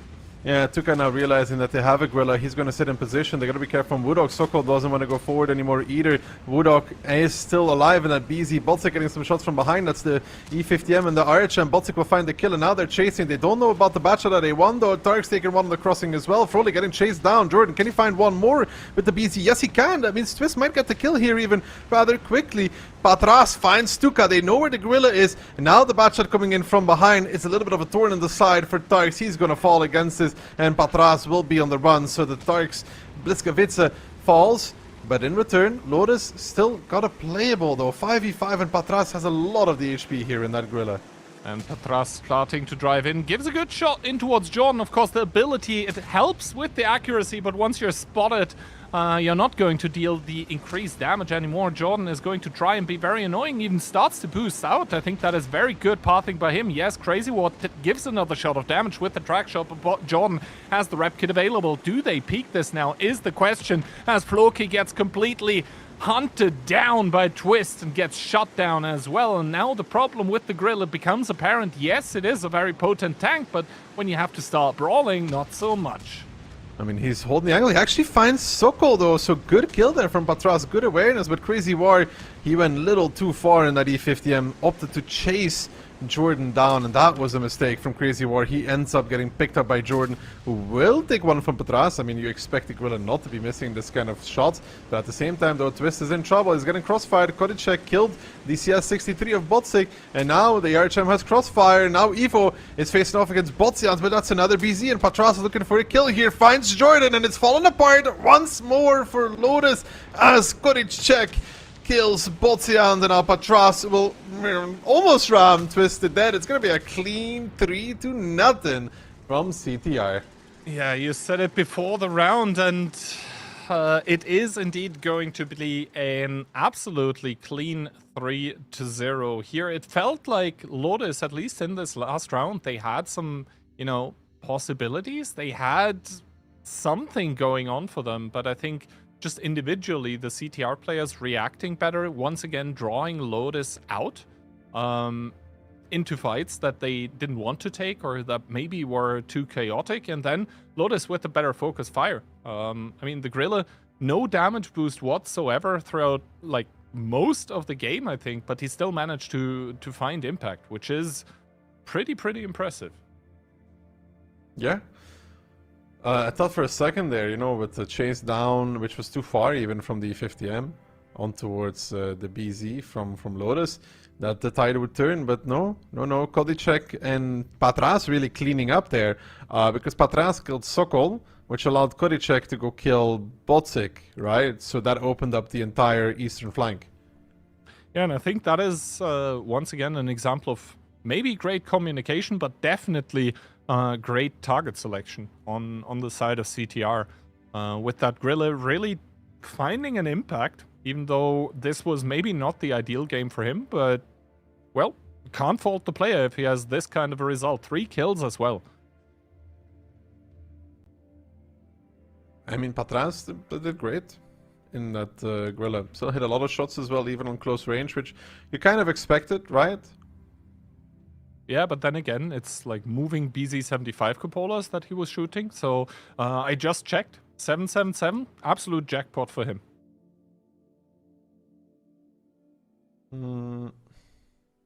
I mean, it was great from CTR. The bat came in, got Tarks, pulled them out of positions as well. Good stuff from CTR. Well-deserved 3 points. Absolutely, and that probably settles the question as towards who's looking to punch up in towards the playoffs phase and who will be struggling a little bit during phase 2. But that is already all we have for this matchup, because CTR made it quite the quick affair after this one, and after some replays, we'll be back with match number 3.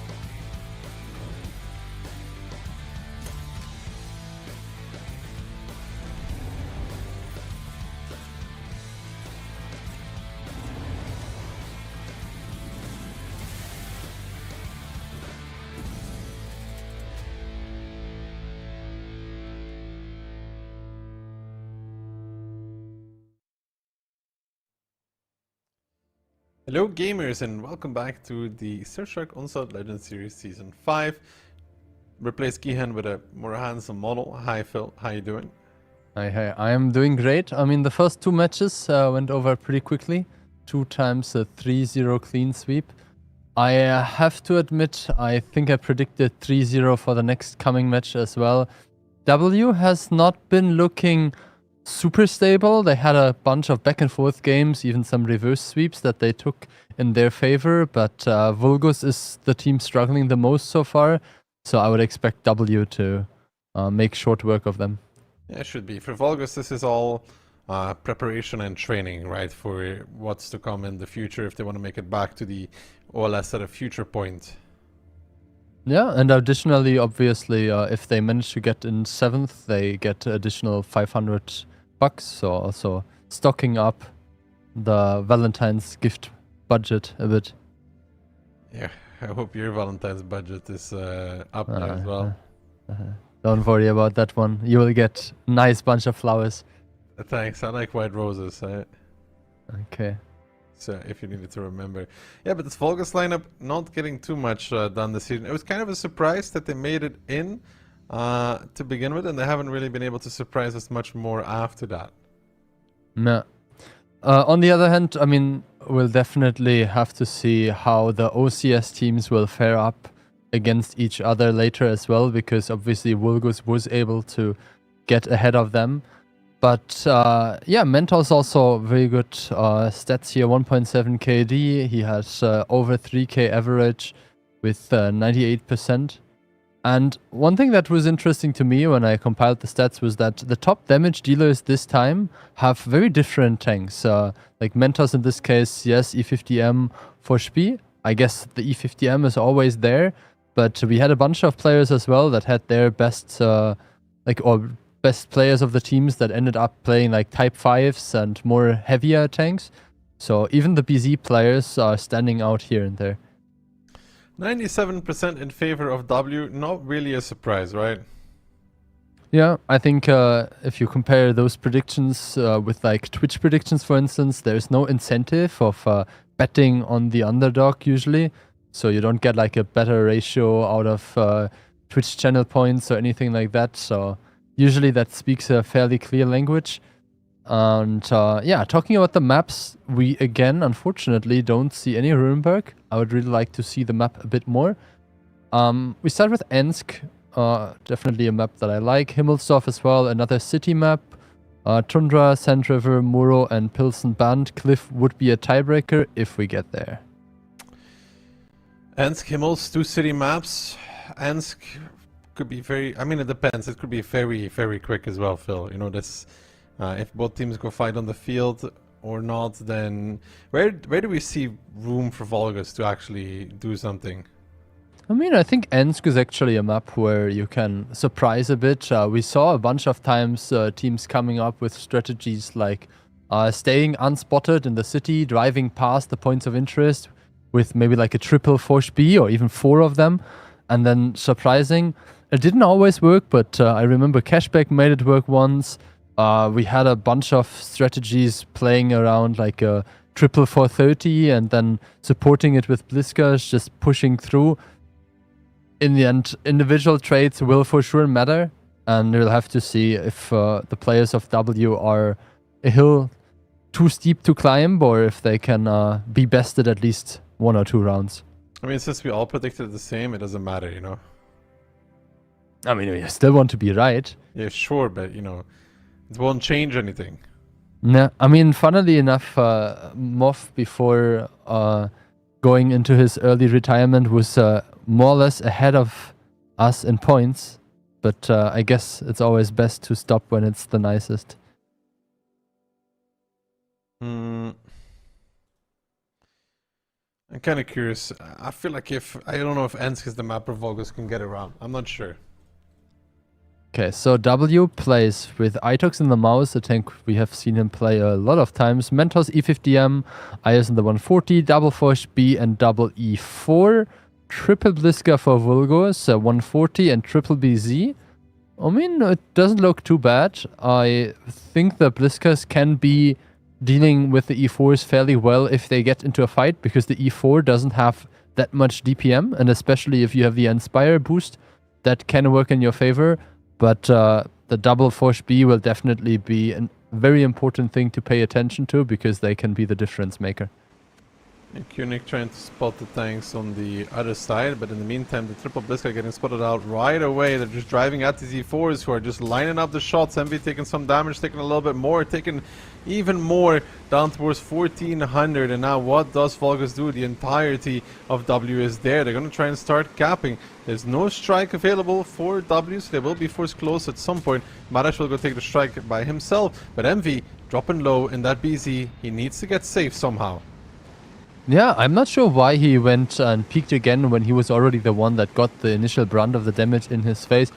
Ayos now in the 140, taking a very interesting angle. You can see he has the lower alpha, but he can get to the sides. Garver as well dropped to 43 HP. He makes it around the corner, but Nepal is there as well, picks him up, and you can see in the HPs, Vulgus already down 7,000 HP. I mean, Garva they're getting pretty much tracked. The strike coming out on Ola and Giannis, another 900. Itox and the mouse tanking it out, but W is very happy about that. If the mouse is the one to get focused, that means everybody else is usually having a good game. So they're going to pick up Itox, I would assume. At some point, Envy might be the one to do it here. He does find it, but in the meantime, Maresh is dead. The rest of his team soon to follow. Lukin finds the kill. Klurf, another one. Envy now finally getting ready to die. Kunik falling against Klurf against the first B. The 140 winning its 1v1 probably on the east as well. And for Vulgus, this quick opening turns into a quick defeat. Yeah, I have to say, like, I don't understand why they exposed that much when they drove into the 5-6 line. It's not like 15 versus 15 where taking initial control and map control grants you like extra great angles or something like that. Sure, you can get to the F line and maybe secure an extra arty strike, but it wasn't really that they were there super early or like were able to prevent W from taking the important positions that they could have done otherwise, right? So first round for W. Yeah, I kind of understand what Vulgus wants to do there in a way, but you gave up so much initial bleed though. Yeah, but it's also important that we keep in mind that this is a W team that has played a lot with each other, and I think they just like reached the point where they are very quick with their reactions, and then they need to like just get into the positions. They had the mouse, you mentioned it, the tank that you really want to take the damage, and then yeah, I mean it was just step by step the tanks were falling on the side of Vulgus. Top damage for the Bliskavitzes of Vulgus, kind of a surprise, but even those don't compare to the likes of basically everybody of W. If you were to transfer Giannis over towards the W team, he'd be second from the bottom. So, yeah. W just gets the better shots. They make it happen as well. They shut down this quick aggression. And for Vulgus, quickly thinking about the next round, I would say. Yeah, for sure. And I think it's also one of those things is like the mouse, like Itox, he blocked 1.6. So that's like another salvo that is like ending up not being converted. And then even though he is fairly low, he still did 5 out of 5 shots, so 2.5k damage. And you said it yourself, like he bought a lot of time and enabled the team to kind of like wrap up their individual fights. Second round of Enskin coming though between these two. I think Himmel should be the map where I believe Vulgus is able to pick up a round potentially. W and Ensk, they're usually pretty good at it. Surprise like this will not really work out, I would say. I think there was just no surprise. Like, the E4s were aimed. MV took like 3 shots for nothing at the beginning. And then all the positions were known, right? Like, the strategy that I suggested earlier with like staying unspotted, driving the outer way, that would be a bit of a surprise. Same like we saw in first or second seasons where the T-57 traps were kind of like, I don't want to say meta, but like a more common thing. But right now there was no surprise. They just drove in the open, gave away all the information, lost the trades, and then it snowballed in their face. Second round. Yeah, about Bliska versus E4? I mean, Bliska can indeed work, right? But not in this scenario. The Bliska needs a close-up fight against the E4. Yeah, and I mean, all the E4s basically got a free shot at the beginning on Envy, so that's not helping either. I mean, at least it was on the BZ and not on a Bliska. Yeah, but if you have two BZs and one ends up with 400 and the other one ends up with 1200 damage, then you really need to get a lot of damage from the other tanks. Well, talking about tanks, this time Itox again, combining with Ios and Mouse and 140, double Fush. They're just running it back, right? W picking the same lineup. Basically. Vulgus adapting, double BZ still, one Mouse, 140, double Blisker, and Marches in the Fush B. So -1 BZ and -1 Bliska. Yeah, and they got a Mouse and Fush instead. In the beginning, W6 tanks versus the city, 140 to spot across. Ios will only see Ola and a Kunik. Will not see the other ones. Doesn't even hit the shot against the fences either way. And the question is, I think W is aware that, you know, Kunik wouldn't be driving like this by himself. Yeah, I mean, the Fush B on B1 will spot out the aggression on the very outer side. But it's also like fairly easy to cover the Fush because it falls back on A1, and if you destroy some buildings on the field, you have a good chance of protecting Clove there. Marches overpeaked a bit, took one shot for it. Not the end of the world, but those are the small mistakes that you don't want to do immediately at the beginning. On the other hand, Clove has only 6 shots, so now with 2 fired, he will not have a bit slow. Extra damage anyway. MV and Giannis are closing in, but I think Clove should either way make it around the corner. Yeah, but he will not. No, he will make it all the way back actually. Giannis and MV now waiting for a secondary crossing. Dani Garva going forward in the BZ-75s. They're going to pressure Clove. He has 4 shots remaining. Marash coming in with his own 6 as well. Now Garva pushing towards Piotr. They want to overwhelm the likes of W here. Ios is still taking the strike, so the timing is pretty good for Vulgus. Gotta say, because of that, they're looking at currently picking up Clove, but Clove's playing around with them a little bit in that Fush B, staying alive for as much time as he could possibly be alive for. Kunik in the 140 goes down. That's pretty bad for Vulgus in return, though. Yeah, I mean, Clove did a great job buying time, and the Inspire tank out already. Now Dani falling as well, and you can see Lukin, Itox, Piotr, everyone there staying. More than a one-shot. Piotr just took another one, but he has a tank in front of him to shield him, even in the back. So now the repush is coming. W 4k HP up. Piotr saving his gun, knows that MV has just fired, will try to put in another one. Picks up Garver, and 4 tanks down for Vulgus immediately. Yeah. Giannis dead as well now. Ola and Maresh, the last 2 standing. You were hoping for Vulgus a little bit in this one. We didn't really see the other fight, so can't tell what happened there. But the 140 dying first is usually not a good result. W 2-0 after Ensk. Yeah. I mean, we'd have to see how the other fight went, because Kill and Clove, they didn't lose that much for it, but they really got owned on the other part. But I feel like even though they didn't lose that much, because obviously Clove's reload was still not up, they still ended up spending a lot of time chasing him. And maybe even like some additional Fush B shots that kind of wouldn't have been needed if they would have killed him a bit earlier. Leaves Vulgus with the hopes of Himmelsdorf, right? Yeah. I mean, look, at the end of the day, Vulgus is trying, but W is doing well this season so far. Also better than expected. Yeah, I mean, they had some games where I didn't like what I saw, but aside from that, it was pretty good. I mean, they're currently, they're doing well, you know. 10 points, they win this, 13 points. We need to check what their last... close in on Cashback, because Cashback didn't get points. And we'd have to see what Mafia is doing, obviously. W is still playing CTR as on the last play day. And you know, arguably, depending on how it goes, they could be even first at the end of phase 1, Phil, if you think about it. Because, well, maybe not, because the round difference is too much in favor of hit and run, but even. Because W has CTR left, right, but Hit still has to play Mafia. Yeah, definitely a nice match for the last play day.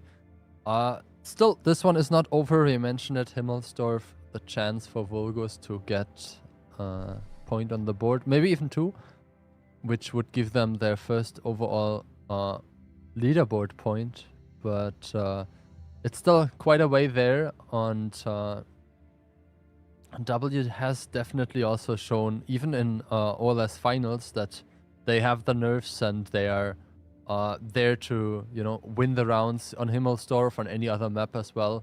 But I remember some nice traps engineered by Frugo himself, triple T57, and then just farming into driving in Blitzkavitzes. The meta is a bit different nowadays, but we'll have to see if they can surprise or if we'll just see some brawl around the cap circle, maybe. What would be the easiest to execute for Vulgus? I think it would probably be 1-2 fight, no? Yeah, maybe. Or, sometimes it's easier to be the one that is receiving, but if W isn't pushing, playing control against a stronger team is also not the greatest situation. So maybe they can try something like a 2 tanks to the hill situation, trying to catch someone off guard, and then just make sure that at least one of the tanks immediately comes back via the hill or something. Like there's this ramp now that goes towards the middle Zeppelin. Well, thinking about it, but I mean, 1-2 is the easiest, right? Like, if you want to do something completely dummy-proof, driving 1-2 would be... Yeah, but it's also one of those things that, like, the individual implementation there, not taking too much damage, spreading the damage onto different tanks and so on is very important. So just driving 1-2 is not necessary. I mean, it's easy to say, let's go 1-2, but to execute it in a way that you end up reaching like the, what is it, like B2 area where the small train station is definitely also important. Lineups though, if I'm not mistaken, W triple BC 140 triple Bliska. Interesting. Double 430U, a 140, IS4, BZ, Bliska, and E4 for Vulgus. So I guess they're like a bit heavier because they have the E4 and the 430Us have a bit better turrets. And obviously the IS4 as well is stronger in terms of like just brawling than the BZ. But an interesting setup for W because it usually indicates that you're just pushing 2-3 line or just like parking the BZs in the cap. But if you want to put BZs in the cap, maybe you should also consider like playing at least one tank that has a stronger turret, like an IS7 or an IS4. Triple BZ looking to shoot Garva, don't really connect now. They might end up pushing towards the cap. Looks like they're doing just that. And Piotr Nepal is actually just going to boost past. And it is W taking over this 1-2 line. And it will be Vulgus with the hill. Good shot from Kunik. Looks not too bad so far. The trade's going either way. So Itox just took one from Ole, MV just took one from Lukin. Glove should be able to pick up the first strike. The question is if he wants to redeploy it immediately. He decides to not do so. Probably for the better. Striking a full HP BZ does not always make the most sense. And I mean, the cap is started, but there is a big strike for Garver, so Vulgus can definitely secure a decap there. Garver now peeking out. Piotr actually getting decapped immediately. And there is a little bit of a push happening with Nepal and the Bliskavitze in the corner, but I'm not sure if Marches should be too afraid for now. No, I don't think he should be too afraid at all. I mean, he takes 700 because he was looking in the other direction, and the BZ as well put one in, so he needs to retreat for sure. They do have a way to reset this base right now. at least there's that. They do get to strike out. Mentos dodging it as well. Good job by him. A little less damage. Doesn't dodge the shot from Garva though, so maybe not worth it. Yeah, and if you take a look at the cap timer compared to the point of interest, look instead. You will see if there's if there's one more decap, they can actually get the next decap even with a arty strike again. There will have to be a normal reset here from Vulgus though, but somehow looking in the window, dying. Pretty good stuff there for the side of Vulgus. Oh, this will be very expensive for Q-Nick. He needs to get around the corner. There's one more BZ shot that will hit him. 1.9k HP now, but Garver helps him out, and as Giannis Canis has taken the road, this does not look too bad, and the IS-4 loves trading into BZs. Yeah, no, W will have to do something here. IOS taking the strike, the Bliskavitsa coming in, and now W is forced to make a move. In the meantime, the 430U and the E4 in the north for Vulgus are starting to poke and prod a little bit on that AB line. Garva looking for Mentos, and Mentos trying to look through the gap. Garva gets a good shot, Mentos missing, and so far Vulgus trading pretty damn good so far. No, I mean 3k up is not too bad. Itox will not be able to find a shot into Dani. Giannis also retreats using the ability. There is the 140 coming in now, and I think Dani made a bit of a mistake there, leaving him alone. He gets picked up, he needs 2 shots into the tank destroyer. Mentos peeking out, fluffs his shot, and he might actually be picked up immediately. Garver picks up the next kill. This looks good for Vulgus. I mean, this looks amazing for Vulgus. Nepal and Piotr now stuck in this the CD line. The strike comes out, and it's a wonderful one. On top of that, let's put it that way. Now they're trying to drive down this lane, but there's so many tanks here for Vulgus. It's just Nepal, it's just Piotr. That's double BZ with no DPM. IOS losing against Dani as well in the 1v1. Dani should be winning that one out. They're trying to gun block each other. If Dani misses one, then he will not be able to kill IOS, so the 1v1 there will not decide the game, but a little bit of ego. Dani ends up winning that, and Cliff, the last one standing, and Vulgus gonna put their first round on the board in this match. Yeah, I mean, great stuff, and this was kind of what you said on Himmelsdorf. There are still lots of angles to be explored. I have to admit, I'm also not sure what exactly happened to Lukin, that he died there more or less like first without any big contest. But yeah, we'll take a look in the post-game stats, how many hits he received, and what exactly happened there. Yeah, the 140 from the hill was just getting shots onto the side of Lucan. I don't think you're fully safe in that window either. And then the other angles were coming as well, and they ended up picking him up. So really good job. We kind of missed that as well, but all of a sudden he was just dead. No, and I mean, he also only did 1 shot of damage, so not the greatest result for him. In the end, I think it was very important for Vulgus that they continued rolling with their advantage. We saw that they got the decaps multiple times in a row, and then step by step were able to put in the shots here and there. Marcius had to retreat. He was also staying alive in the end, which is always important to keep the gun in the game, even if you don't have the biggest DPM, because you can't always shoot. But yeah, he ended up as lowest damage, still 2k. And yeah, Lucan, we mentioned it, eliminated with just 1 shot of damage. This might actually also help teams like Cashback or Mafia, because you mentioned it, that W already now doesn't have the greatest round difference, and with them losing another round, this will continue being the case. Yeah, I think it's like a 9-round difference with hit and run at this point. Almost. No. Yeah, I think hit and run is plus 12 or something like that. I think it's actually plus 12. Yeah, they're plus 12, and W is at was at plus 6. So now they would be at plus 7, but I mean, hit and run 1-3-0 today, so that's obviously a good thing for them. Well, can Vulgus do it again though? Even better for the other teams would be Vulgus taking a little bit of points away here from W. Yeah, I mean, we saw W having their moments of greatness, but also sometimes maybe their moments of over-eagerness, and with a fairly young lineup still, and Jackifer being on the bench, we'll have to see if they can convert the second round, or if we'll have to share the points here. You think they should take Jackifer off the bench? That's the winning move, you think? I mean, he definitely has some great experience there, so maybe he's like the strongest bench player they have. You know, someone needs to make sure that the bench is well protected as well. For sure. I mean, at least it's going to be very clean, right? Yeah, for sure. We are about to load into the second round. Quick checking in on you. Do you think there's an advantage playing either from the south or from the north? No, really. Both sides have good stuff.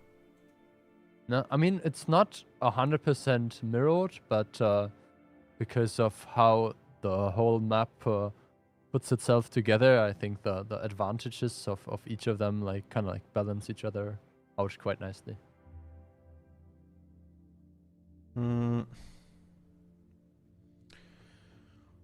Okay, it looks like W and Vulgus are both going with the 140 again, so the Inspire tank stays in the game.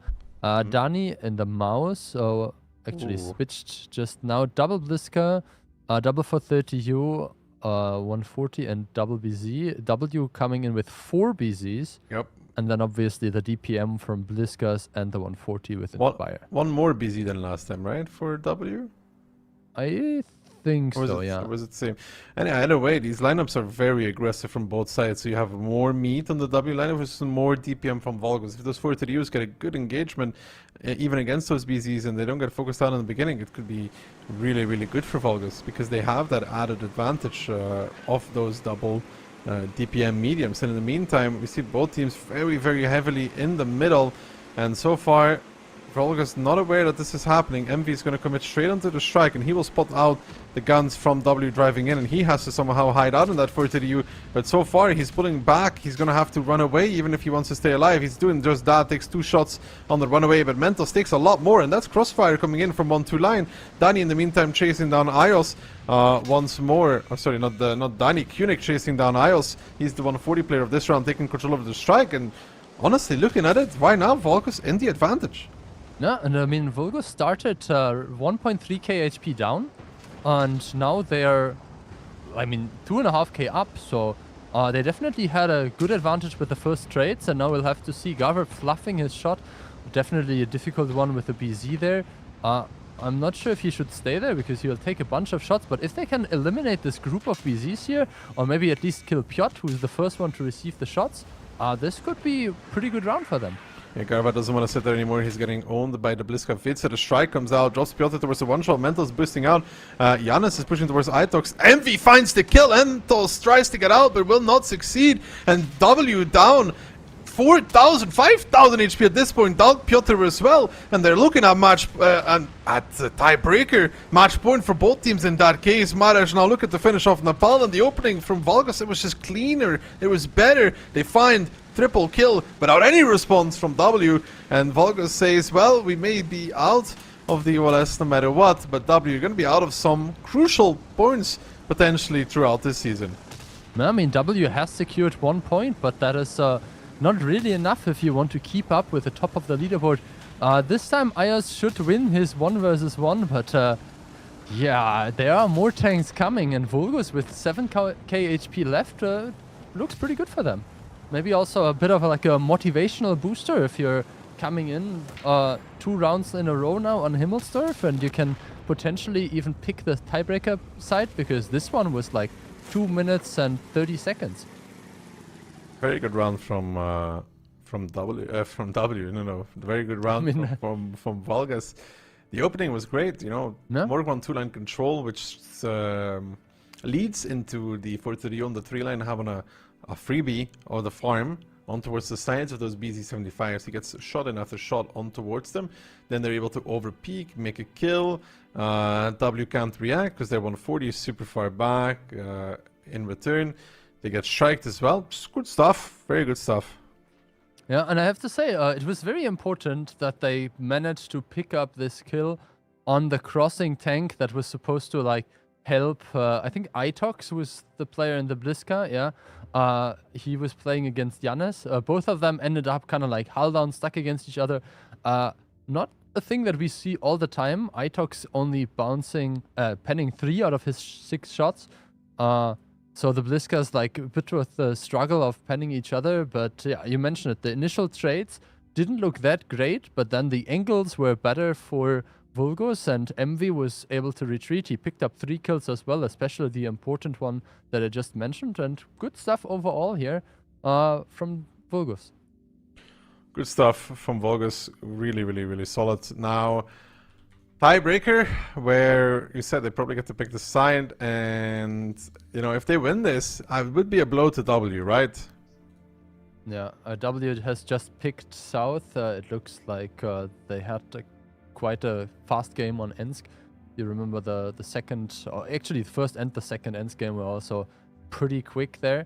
But this means that Vulgus has at least 1 point secured already, and W will not be happy about that. I mean, if I was W, I would also not be happy about that, because this is, I mean, at the same time, this is a stress-free, or should be a stress-free Vulgus though, playing, you know?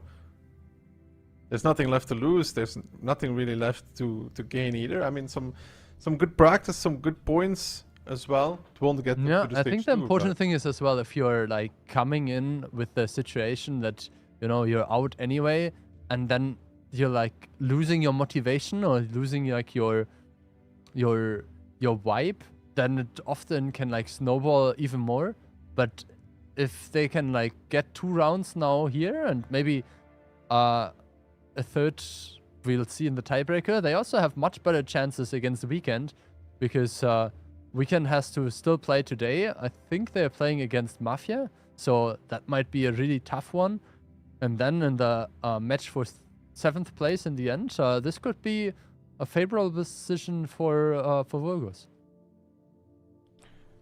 I mean, our predictions are out of the window. I would like to see Vulgus win this because it's just funny, right? And then we have Weekend winning as well, and then you're like, interesting. No. At the same time, W may be underestimating Vulgus though. Yeah, I mean, it costed them at least 1 point, and the difference that we mentioned in the standings. But we are about to load into Cliff. We mentioned it, Vulgus playing from the north, W playing from the south. Yeah, the predictions are no longer in the realm of possibilities.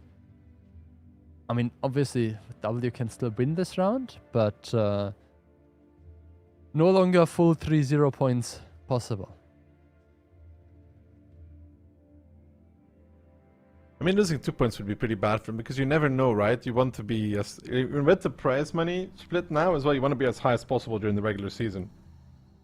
Yeah, and we saw earlier that CTR, which was like, kind of like trailing a bit from the top 4, managed to get a clean victory over Lodis, so that will help them both with the standing in terms of points, but also with the difference.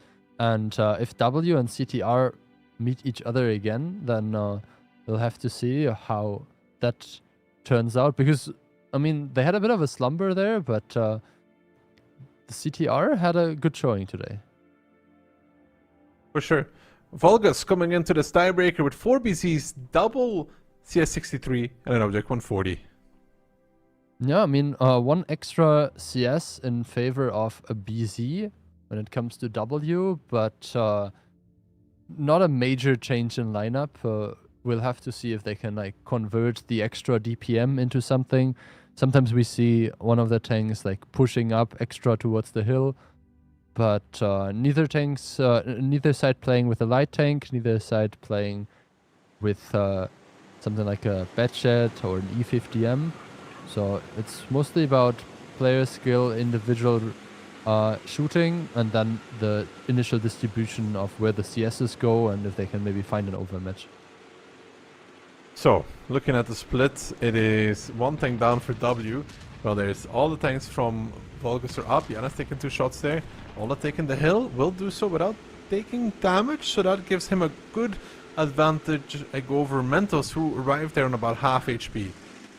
Yeah, I mean, you just said it. The important thing was basically that Lukin, Piotr, and Nepal stopped to shoot Yanis in the CS, and nobody shot the Hurricane of Ole.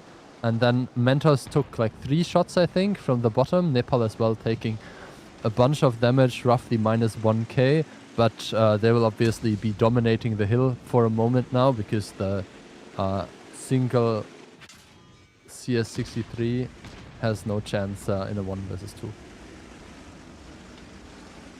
And now the repush across is coming though. Marash and Dani kind of unspotted with this one. They're not enough though. 2 of them cannot beat the 3 here. They need the CS63 of Janus to join. Marash peeking, missing the shot. Dani doesn't want to commit anymore. They're missing this 140 who's now moving over from the 4-5 line, but he's a little bit late for this kind of play. No, I mean, you can see Ole taking another shot there. I think it's just that Itox found a really good angle and kind of managed to punish him. As the 140 moved away from the A5 position, Ole as well doesn't have as much cover fire anymore, so now he will have to see that he can stay safe. Shot advantage goes to Itox, but Marches immediately joins him. This is no longer a 1 versus 1. Same situation on the hill where W is now over pushing onto Ole from Vulgus, who puts in another shot. Strikes coming left, right, center. Itox dropping to 800 HP. Ole should be picked up now by Nepal.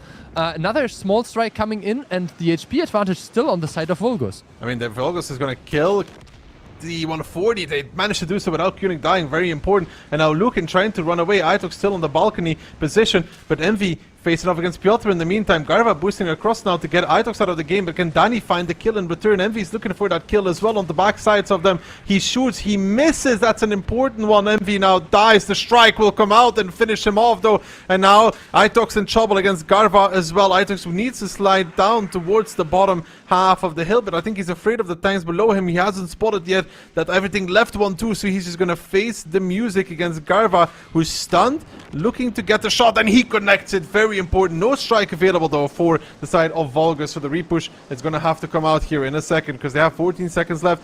There is no mini strikes either on the CS63 of Janus, so Nepal getting spotted out. Now Marash driving across the open, 6 seconds left. I guess he will make it, but at what cost will it be? The PZ arrives into the middle, down towards 700, finds the shot, but that means W can extend or bring back the HP lead in their favor. Piotr looking for the kill, finds it as well. Garva looking for a shot in retaliation.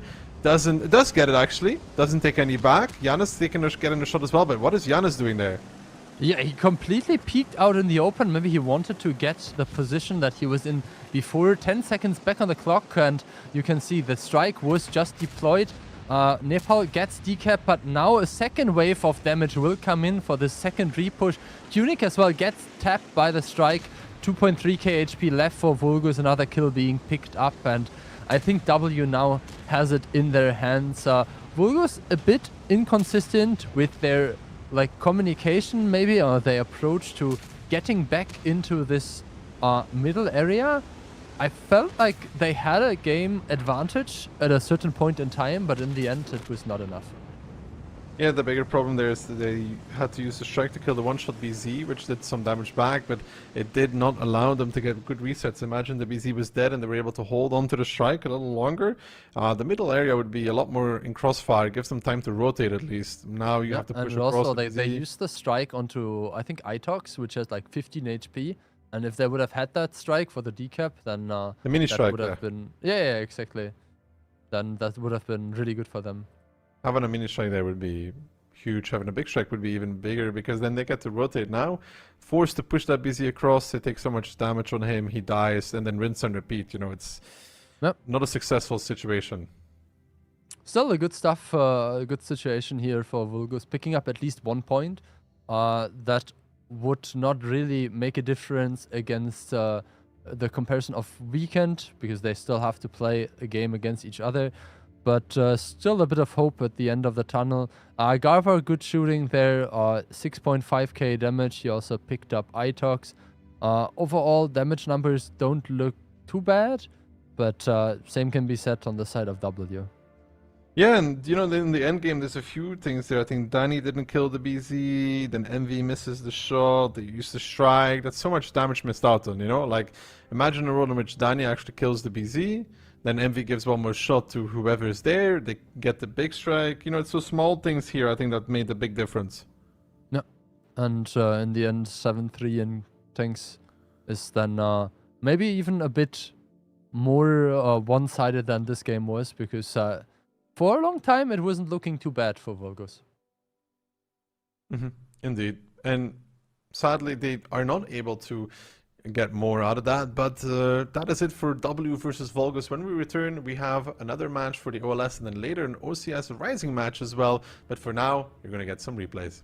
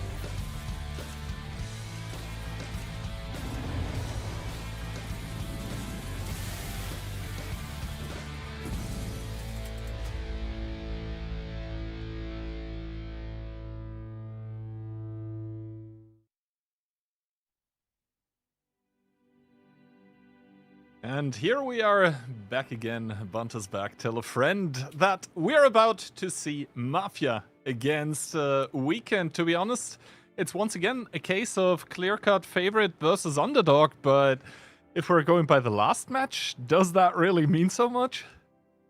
Yeah, I mean, Vulgus put up a good fight. I mean, I'm not going to lie, I was watching those ends because I was like, okay, they just want to get this over with, but I mean, Himmels, they showed some teeth and they got a deserved tiebreaker. So maybe you see these teams that you just write off, they can make a difference in the table. So maybe Weekend will trip up Mafia and take some points. Vulgus's points went up last match, and so did the hairlines of some predictors in Twitch chat. Holy crap. Yeah, there's some people who lost a lot of points there, I imagine. And some people made a lot of bank. I think the top predictor got a payout of like 2.4 million or something. Who Crazy. bets that?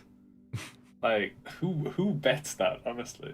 Crazy people. Some absolutely psycho. 700 IQ person. Anyway, Weekend against Mafia. I mean, Weekend last time around, they made 3rd place, but now they're already confirmed out. They can only hope to hurt Mafia today moving forward, and for them, it's kind of a case of, you know, trying to get ahead of Vulgus as well. It does mean some money. It does mean additional training for themselves as well, and judging by the performance this season, yeah, the training's kind of necessary, to be honest. Yeah, I mean, right now Vulgus are above them by a single point. They have some potential to come back here. I don't know what the score difference is. I don't know who's winning on score difference off the top of my head, but there's some potential for them to get a point here, or maybe 2 or 3. But, I mean, if you look at the community predictions, if you look at our predictions, I mean, it's better than... our predictions were better than Vulgus W, but... Vulgus W, but they're still not pretty. Well, let's see. I mean, 95.25%. That is basically 20-1 odds coming out from the community. But first of all, let's see on which maps we are going to watch all of this unfold. Ensken Moravanka out. We're going to start on Sand River, which, to be honest, is a map that, you know, Mafia, you always... When you think of Mafia, normally you think of Pilsen. But Sand River, they have been extremely good on that map in the past too. And Weekend with the Himmelsdorf pick, looking to surprise maybe a little bit, like Vulgus did to W. Yeah, Sand River's a good pick for Mafia. I don't think Weekend it's a good pick for Himmels. Those Ukrainian teams, they perform well on maps like Himmelsdorf, Ensk. So I think there's some definitely good picks here. Pilsen is tiebreaker. Quite surprised at that one, that Weekend allowed it to go to Pilsen. I feel if it gets the tiebreaker, there's no doubt. I'll bet my house that Mafia win it. But if you look at the predictions, we're a bit kinder than we were to Vulgus. I mean, not me and Daki, we go for the throat, but you and Key... To be honest, if I could have, I would have gone for like 3 to 0.5. I think that's 0.5. Yeah, I mean, obviously it's not possible, but I think that's what all of us were kind of going for there. But Weekend might yet prove us wrong. They're coming in with an IS-7 W50M together with a CS, so Baby Strike available. They're switching around a whole lot, so I'm going to start with the Mafia lineup, I guess. Double BZ75, Triple E50M, 430U, and Udes. Yeah, I noticed from last play day, always do Weekend second, but Weekend, change again, that's why we keep talking. Clownsig on IS-7, a CS, Double 50M, K91, 140, and Rheinmetall Panzerwagen. Not a bad lineup. Very mobile by Weekend. Mafia have got a bit more meat in the lineup. Might want to go for a fast cap play, but we'll see what they're doing here. Weekend taking the long way, so it looks like they want to dodge a plane, but they don't know that Mafia doesn't have one. Well, it is certainly light tank against no light tank, so the Weekend team would have the advantage in the long run. However, what I'm a bit concerned about is that they only have a singular heavy tank with that IS-7, so very squishy, not really a front line. Evilok does make it to the middle rocks without taking a shot of damage. Rexa also making it to the strike as well. Profus, we've known him so much to play this position here, and indeed Binos and the radio equipment. So he's going to blip up and out of existence. Yeah, could have been Bond Kamenet as well, but Profus did not allow us to get the dream. I'm not a fan of this Evil position going straight across the mid. It's very high risk, but it seems to have worked out so far. He's only taken one shot from Profus. The light tank on this map, obviously on every open map, the light tank can be very effective, but the fact that Sand River really has minimal shrubbery kind of dampens its effect. But Akak and Hellrap pushing onto Kono with support from E-Block on the side. Bear in mind, Prufos is giving support, same with the 50M in the base from Orzic, so Kono will not fall cheaply here, but he should fall, unless he goes up and over, and then they kept nobody behind. Now Kono is going to be a thorn in their side. Akak takes massive damage for this, definitely not worth it by weekend. Yeah, absolutely. They were hoping to catch a break, but instead they're catching strays, as Hellrap now is going to try and finish off Kono here. Does a shot of damage. Can Orzic give one more? Yes, this means that Kono actually does have the advantage now. This push, this attempted overpush by Weekend, absolutely torn to pieces by the lineup of Mafia. And Kono finally dead towards Clownzik, who was, I think, doing that with the artillery strike, but that is not a good trade. 2 for 1, horrible. Yeah, those 2-for-1 trades are not the best, and now what the Weekend do, they don't have any serious map control. They have a K91 and a light tank. These two are not really frontline fighting tanks. They have no real heavies apart from this IS-7 who's almost half HP. There's just really minimal options here for Weekend. 4k HP down. It looks like the play is going to be made in the south and the middle by Mafia. They're not sitting passive. They want to kind of take this game by the throat. It's, no, maybe not actually. Maybe they just want to apply the cap pressure and box them in. Mafia, I think, are realizing that to sit passively would be giving opportunities to Weekend to utilize the light tank of Trash Panda, and they don't want to do that. Reset by Strike, by Baby Strike on the 430 of Rexa, but that is once again utility used from the CS63. As I said, and Conrad exchanging spots, only I said shot does end up connecting, and he winked out of existence so fast as well. I think he might be running radio too. So that probably the new meta, at least in OLS on Sand River. Crazy. Yeah, I mean, I'm not a fan of this, like, Pufus Bond binos and the radio. I think it's a very unnecessary equipment choice, but, well, I mean, they're making it work. As you can see, the way Evil's playing on that ridge as well gives me major anxiety, but finally, Yuzik and Conrad plan to push out ISET here. I'm surprised they didn't do this earlier. It looked like they were planning to, but then Yuzik went back a little bit. A bit of internal debate, but I don't think it's 666, Mark of the Beast, but I don't think there's going to be any different result here. ISET can't even make it back to the strong defensive position. He has to go through the riverbed. So there's really minimal options here. The strike taken in the north, so they should be able to get a decap onto the BZ, but after that, there's just nothing really to do. The K91 of ISET can't run. Yuzik's jumping on him, so he'll go down momentarily. The cap, 13 seconds to go. It's just about to be done and dusted here for Mafia. Yeah, no, Mafia not missing a beat in this first round of Sand River, and really you have to kind of question the approach by Weekend to go for that E50M in the north. Not only did they have to invest the strike to finally kill him, they also lost 2 E50Ms of their own.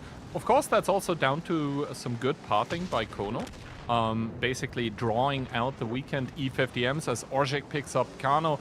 But yeah, I feel like Weekend, they were getting a little bit over-eager. They didn't have enough info to be pushing that. Maybe, the RHM of Trash Panda used his plane on towards some area of the base ridge for Mafia and didn't see anything, and so they thought they could do it, when in fact, well, they couldn't. Well, this is the thing we saw the other day. I mean, I can't remember which team exactly it was, but it might have been W. They made an aggressive play in the north when they had an RHM. I don't get the logic of these teams who make an aggressive play while having a light tank. You take the light tank to be able to play a slower game, and because it's essentially one less fighting tank. So if you're taking the light tank, I don't get the logic of making that aggressive play. Maybe they thought they had an opening into Kono, but when Kono swiggly swooped them and just made it behind the ridge, and they lost 2 tanks. Not for free, it's still 2 for 1, but 2 for 1 is never good. Unless it's ice cream. Yeah, and this brings us to the battle results, where Weekend, well, doesn't look too great on both of those E50Ms. The CS63, you were saying it, playing that middle of the map, to be honest, I think that position is incredibly difficult to be valuable from. It's the crossfire Kono. I think their entire game plan was to kill Kono, but... well, they did, but in turn, they lost everything. Well, yeah. They got him, though, alright? The plan succeeded. The plan wasn't to win, it was to kill Kono, specifically. I mean, they ended up getting him out of the game, but at the cost of the round. So for Weekend, I think... Plus the fact, if you look, like, YOLO did 0. So Mafia basically played this with 6. Yeah, and easily so. And Orjek from the base, I mean, for him it was basically point-and-click adventure, right? He just sat there. I mean, Kono is too well covered to ever make this work. You're taking shots from Kono, Orzic, Prufus. It's just not a winnable engagement for these E50Ms, and especially when you let him go back up and over. Normally you push over with 2 and you keep 1 behind. So he can't just go back up and over, but it just it wasn't a good push. It wasn't anything. I need to trash talk a little bit the Bond binoculars though. I don't think Profuse minds too much after winning the round, but he got a total of 687 assistance damage. Yeah, but this was a very quick game. In a slow game, they can make a difference. I still disagree with Bond binos. The fact that they even exist is a travesty. If you're gonna take Bond binos, you take the Bond Camernet in principle, all right? Oh, Stand God. with my Red Bucket 8 brothers. I've seen some large-scale streamers recently putting Bond binoculars on their Taschenratte, so... They begin with Q? Possibly. I mean, what's the point? Like, this game has a maximum spotting range. After that, you're just reducing camo. How much do you need to reduce the camo? Like, I mean, the Bond binoculars, they don't have more range than the normal ones, right? They I have just no idea what the activate stats quicker. are. I've never Basically used the same thing. They just activate quicker, and you don't need to put them in a boosted slot. Oh, okay. I mean, I've not used binoculars since about 2016. So, yeah, I'm not. I wouldn't call myself an expert. Is it the same with the Bond Camernet? Does that? Yeah. It's the same thing. It just activates in I think half the time. So instead of 3 seconds, you have 1.5 seconds activation time. What a fantastic equipment piece. But anyway, going into the lineups, Mafia here, BZ75, IS7, triple 50M, and a 140. And for the team of Weekend, we have an RHM once again, an STRV, a 140, W50M, MBY, and BZ75. So arguably even squishier than last round. If they throw the 2 E50Ms this round like they did previously, then they have nothing left to push with, really. The BZ75 doesn't have DPM, the MBY, it gets swarmed by E50Ms, so they have to have a kind of different approach. And obviously the STRV is going to try to stay out of the game just to have the ability active. That's what we did there. You read their lineup from the bottom. That's high IQ caster gameplay, knowing Weekend should like to change their tanks. This is the difference between a professional, guys. But Weekend's opening, very passive, double E50M in the base, 140 going north. Trash Panda spotting Conrad, he takes a little bit of damage for that, but very passive opener by Weekend. They want to see what Mafia's doing, and this triple E50M hit squad has not been spotted yet. Clownsick is not going to have a fun time. Oh, one of them gets spotted, but that leaves 2/3 of the equation unanswered. But I think Clownsick must be realizing that, hey, Kono wouldn't be driving like this if he didn't have backup. Trash Panda is going to grab the artillery strike, but that is a lot of E50Ms that are about to pop their ability and completely tear Clownsick a new one as he's running away. He does make it behind the ridge, and yes, he does get tracked, but the MBY with the reserve track mechanic doesn't care about that too much, as Evil takes a lot of damage in that STRV already by the E50Ms, but I think they're starting to realize, hey, that's a bit more than we could possibly fight against, but then again, there's Crossfire coming in, so the damage is favoring Mafia. Yeah, Weekend kind of forced into repushing this, but it's really not a good position to repush in.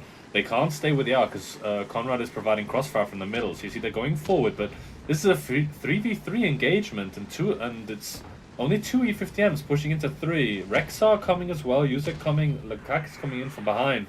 But again, Weekend going for that fight when they have that RHM at the game. Big strike damage there, and they're pushing into complete crossfire. This is Charge of the Light Brigade if I ever saw it. I mean, we've seen in 15v15 those one-line repushes into Crossfire, and it doesn't seem like they're working in 7v7 either. Completely torn to shreds is that push by Weekend. Yes, Kano still up and fighting with the 140. Does get rammed, however, and even dies before he can pick up YOLO. So not a single tank has bitten the dust by the team of Mafia, and now it's just clean up time. The one-shots are going to stay safe, the high HPs are going to drive in, and Weekend, just like that, lose 2 quick, 2 dirty, and 2 easy rounds on Sand River against Mafia. Yeah, this type of repush is so difficult to pull off. As you mentioned, in 15v15, it's kind of the same thing. Because of the way the map is positioned, the dunes and the positions on the K line, it's so difficult to repush this. And I don't know, this is such a strange kind of play by Weekend. You have this light, but you seem to have less information than if you like. It feels like Mafia have more info than Weekend do when Weekend has the light. And the crossfire as well. Like, Well, Mafia no, had the middle of the map, Mafia had the bottom side of the map, and in the meanwhile, you know, Weekend wasn't able to completely take the north. So, yeah, just map control as well as information game, both completely working out for Mafia, and that's why they still have 7 tanks available. Weekend, with that repush, weren't able to even take out a single one. It's kind of high IQ by Trash Panda in the late game, but Prufus is a Noah. Actually, I mean, he does find him. The artillery strike goes down as well as even going to miss Profuse. But Mafia are going to secure a second point on Sand River, and they're currently running circles around Weekend. Yeah, but I mean, we said that about Vulgus and W as well. I mean, if there's any time Weekend, it's right now. But yeah, this game is just 2 games you take a light tank, 2 games you play a repush or a push. I don't get the logic in it. Why does it feel like Weekend have a light but have less information than Mafia? I mean, there was no Udis with binos this time to make a spotting difference, so I just feel Weekend are just not on it. Early in the season, I predicted that Weekend would kind of turn it on at some point. I feel like they'd have a slow start to the season, but we're just not seeing that here. The decisions are not there. I mean, the player skill is there, I think. But the decision-making in-game is simply not there. I mean, to be honest, if you read through the names on the Weekend lineup, like on an individual level, they should certainly be up to the task of, you know, at least putting up a fight to Mafia. But Mafia just seem quicker, more decisive, better calls as well. To be honest, I'm surprised to see the SRV be top damage here, because he was like almost continuously spotted. Yeah, but I think a lot of that was at the end when they repushed him. Like, I don't think that was important damage. I think the game was over when he was getting a lot of that.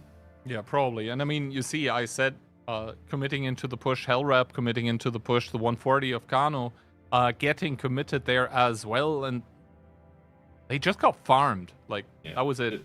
This type of repush, it's known it doesn't work. So, and they knew there were 3 50Ms there. They knew it. And they knew about the IS-7 who was there in support as well. Like, this would have never worked. This literally would have never worked. You could remove an E50M, it wouldn't have worked. You could remove the IS-7, it was just 2 E50Ms, and I'd argue it wouldn't work. You just take so much damage in the approach, and then by the time you get there, you're in crossfire, and you have worse hold-down positions, so it's just simply a non-factor. But anyway, moving into Himmelsdorf, I think a map where Weekend could genuinely take a point here. I still think like Himmels, Ensk, these are the maps where these Ukrainian teams tend to excel. The kind of old school maps that have been played for, I don't know, years on years. Well, let's see. Himmelsdorf, I mean, we just saw 2 victories by an underdog. So how about a little more is at least what you're going to think if you predicted for Weekend to take a point or 2. But at least the first map, it looked so brutal. But then again, the Ensk that W played against Vulgus, it also was... Yeah, but I mean, I was watching that Ensk, and it felt like I literally felt that Vulgus weren't even trying. They just did some no-brain push and just died. It really felt like that in both the Ensks. But then on Himmelsdorf, they completely turned it up and actually played the game. So I mean, we could see the same here with with the Weekend. I mean, it's the same map, right? So maybe Himmelsdorf is the Robin Hood of maps. Take from the rich, give to the poor. Well, let's see what's going to happen. I mean, Himmelsdorf, despite being, you know, one of the most iconic maps in the game, obviously for Onslaught it got reworked a little bit with the, broken down Zeppelin in the middle. And even without that, I think Himmelsdorf is one of those maps where, you know, just the myriad of angles that is available makes it possible for people to keep reinventing new approaches. And to keep surprising the opponent. So maybe Weekend have something cooked up, and it does certainly look like it, although I'm not going to get ahead of myself yet with their lineup. Instead, Mafia bring a BZ-75, an IS-7, a 140, triple Bliska, and a Foshby. Yeah, Weekend on the other hand, changing, stay. Stay.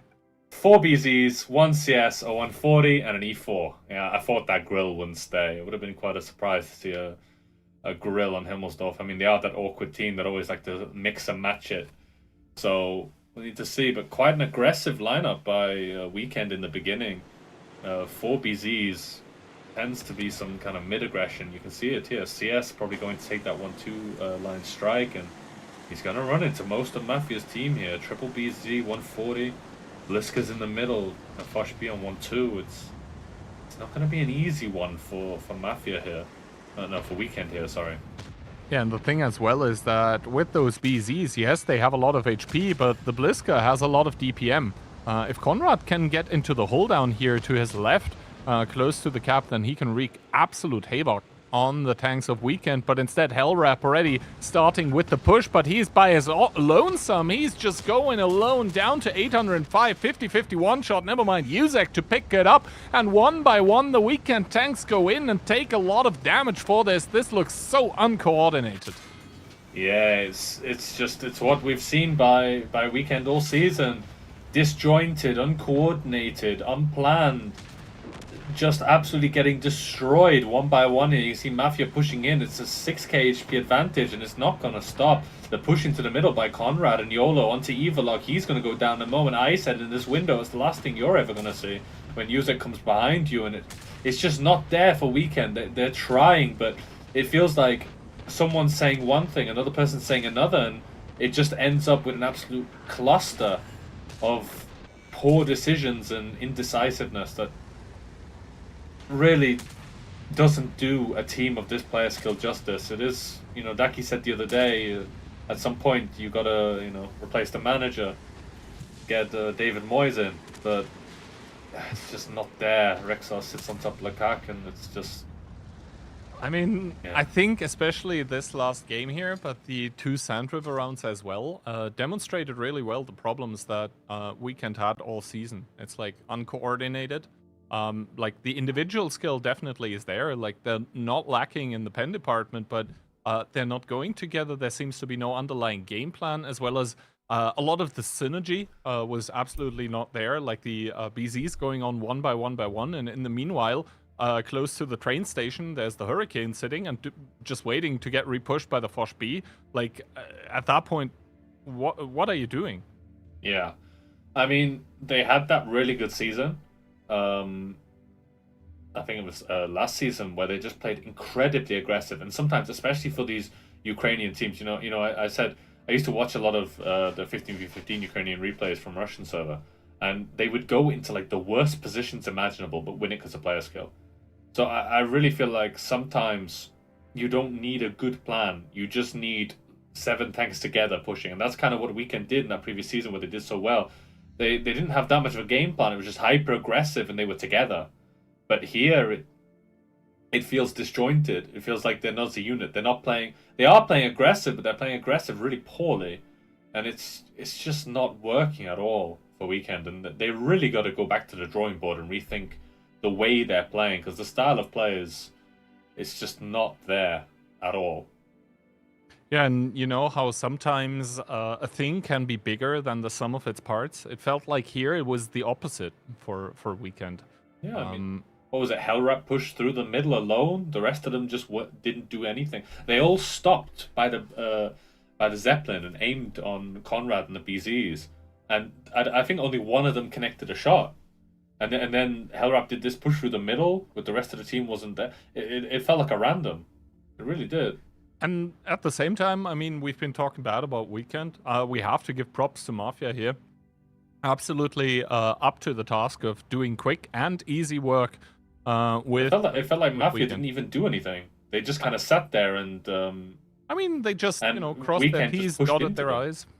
They didn't do anything wrong, and that is sometimes all you need to do, right? Just wait for the opponent to make the mistakes. Anyway, though, standings, talking about Mafia, they are second here with a total of 13 points, but Smiling first place currently is Hit and Run on 16 points, and that reminds us kind of last season, where Hit were the team as well to claim victory in the regular season, but not in the playoffs. So they need to be wary there. Cashback and W on 13 and 12 points respectively. CTR with that very, very good win against Lodis today. That was clean 3-0, 10 points. So not far behind. Still striking distance, even to place 2. Lodis, it's getting kind of dire. And I mean, Vulgus getting their first point today, but yeah, too little, too late. It's all prize money, right? They still got to be above weekend, and they are above weekend, so it's important. I mean, CTR, W needs to look in the rear view mirror, and start to do the gas pedal. They shouldn't be dropping points to Vulgus, and they'd be in a much safer position drawing with Cashback if they'd actually finished off Vulgus like they should have. And now CTR is, it's like a BMW driving behind you. It's right there. Probably with the lights as well, but some of those drivers not using the indicator signs, absolute classic. Yeah. But yeah, I think that is quite enough from us regarding OLS for today. But worry not, we have more stuff up and coming, and that is going to be the OCS Rising, the second match that we are going to showcase. Last Sunday we had one, and it was pretty entertaining in my opinion. This week, 2 more teams made it to be able to play the show match that's coming up for some money as well. So my personal hope is that that one's going to be entertaining too. We'll be right back for that after a quick break. See you soon.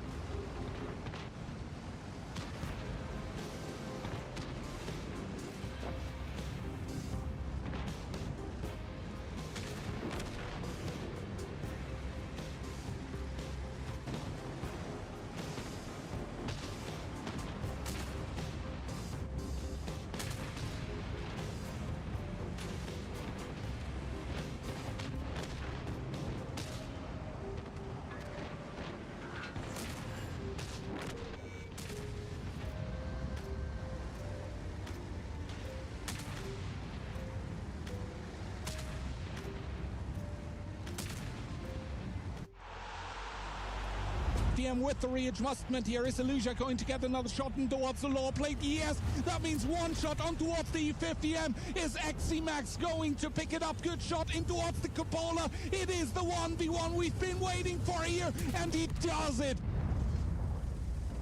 The OLS Season 5 is already here.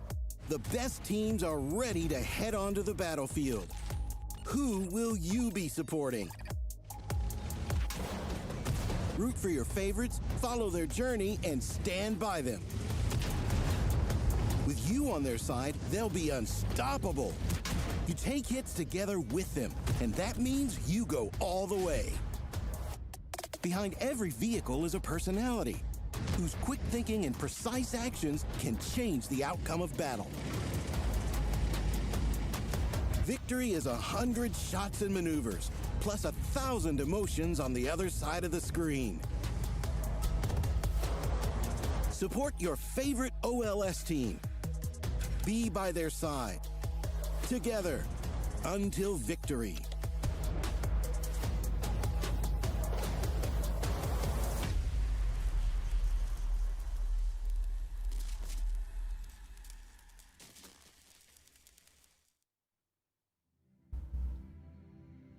Hello guys and welcome back to the OLS Season 5. Back again. Oh no, OCS, sorry. I'm losing where I am, but Last Dance versus Sicarios here, doing a best of 9 tournament, and we're hoping to see a very competitive match like we saw last weekend. But looking here, we do have Surfshark as the official sponsor of this OCS season. So Surfshark, where are we? Surfshark is a VPN that helps connections secure and private, whether you're gaming, traveling, browsing online. It works on unlimited devices, is fast and easy to use, exactly what gamers need. Surfshark has prepared a special offer specifically for our viewers. Just go to surfshark.com/OLS and use the code OLS at checkout to get 4 extra months of Surfshark VPN. You can find all the details via the clickable Surfshark banner on the official World of Tanks Twitch channel. And I've got to say, it does work. I used it while I was in China. Fantastic VPN. Works all the time. Could use it on my laptop, my phone. Fantastic service. And let's get back into the action. Phil, how you doing? Yeah, I mean, it has been some time since we have last casted. A couple of years, maybe even. WCI. Don't tell the others, but you are my favorite. Yeah. That's what you tell all of them, right? All except one. Okay. Well, I mean, Daki already knows it, so... Last Dance versus Sicarios, 2 teams that we haven't had on stream so far, but I have to say Sicarios has been looking really good. They had a bit of a struggle in the first qualifier. They faced off against a team that bested them in the early stages. I think it was just the best of 3 that they lost 2-1, but aside from that, they ended up winning 2 qualifiers and got second in the last one that had just completed this Wednesday. A bunch of names as well that might be familiar, even some WCI players there with Rishek, Mayo, Miko, and I think Alex, like Adi and Stone have also played OLS already. Yeah, they're quite well known in the 7v7 scene. No, I mean, Last Dance has a couple of guys from last season's Yogurt team with Humble, Love, and YOLO. But has also played, right? Yeah, I think he played in like one of the first seasons. But definitely a bunch of players with experience. So we have a Ukrainian team of Last Dance versus Sicario. All the players from Poland. 80-20? Poland versus Ukraine. Never before seen in OLS. But yeah, I mean, this is a competitive match. I'm personally going with Sicarios to win. I like them. Stone, I know fairly well. Same with a lot of these Polish guys I've spoken to before. Last Dance team, I've only spoken to Love before. But, I mean, it's still going to be a competitive game. But as you can see with community predictions, around 80% going for Sicarios, 20% for Last Dance. It's a bit one-sided. Yeah, I mean, definitely something where we have to figure out going along the way is best of 9. Obviously, 5 maps instead of just 3. They'll start in Ghost Town, I believe, but we will see much more variety than just the usual 3-0, and then it's over already. Yeah, that's the... I mean, sometimes it do be like that. We had a lot of quick games today. This one will probably be a lot longer, but I think we all went with a 5-3 scoreline for Sicarios. Yeah, you guys copied my homework. Yeah. I was shopping, all right. But if we look at the maps here, Ghost Town as the first map, Ruinberg's been banned. Sicarios then banning Morrow and choosing Pilsen. Then Himmelsdorf was banned. Sand River was banned in return by Last Dance. Then Tundra, Cliff, and finally Ensk. Any favorites on these maps, do you think? I mean, these teams are pretty unknown, so it's kind of difficult to predict. But I mean, I would say that Sicarios overall have a bunch of experience in terms of light tanks, because they have played, like their light tanks players have played a bunch of OLS and so on. But overall, I think it's just a matter of like keeping your team in a good mood and playing together. You mentioned it earlier with Weekend. It was a similar situation in the previous season where they had just good team play and like very decisive together. And I think that's the name of the game here this season as well. Yeah, I mean, we've always seen it. It's hard to explain it, but when you've watched World of Tanks for so many years, you kind of realize that the internationals on us in the European server, we tend to have less of individual player skill, but more of a tactical mindset. When people who, the Ukrainians who came from the CIS server, they tend to go for a lot more player skill and brawl, less about that kind of tactical aspect. So I think that's why it works so well for Weekend. But in this game, we might see it as well. Last Dance might go for that more brawly kind of individual team play and shooting aspect, where I do think that Sicarios will play a much more tactically adept game. I think Stone, I've played under him a few times in Onslaught, and he has quite a good way of thinking. I'm not sure if he's leading, but I believe he'll definitely have some tactical input. So it should be a fairly interesting match, especially a game on a map like Ghost Town, where it's so open. There's so many options. You can play aggressive in the middle. You can play a slow game with light tanks around the side.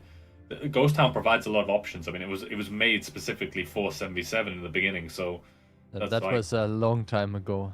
Yeah, but even then, I mean, it's still quite well suited for 7v7, I think. So because you have that middle and you have so much of an outside, so many bushes, you have a lot of options on this map, which is what I like about it. It's not my favorite, not even close, but it's definitely not my least favorite map. So should see some interesting gameplay here.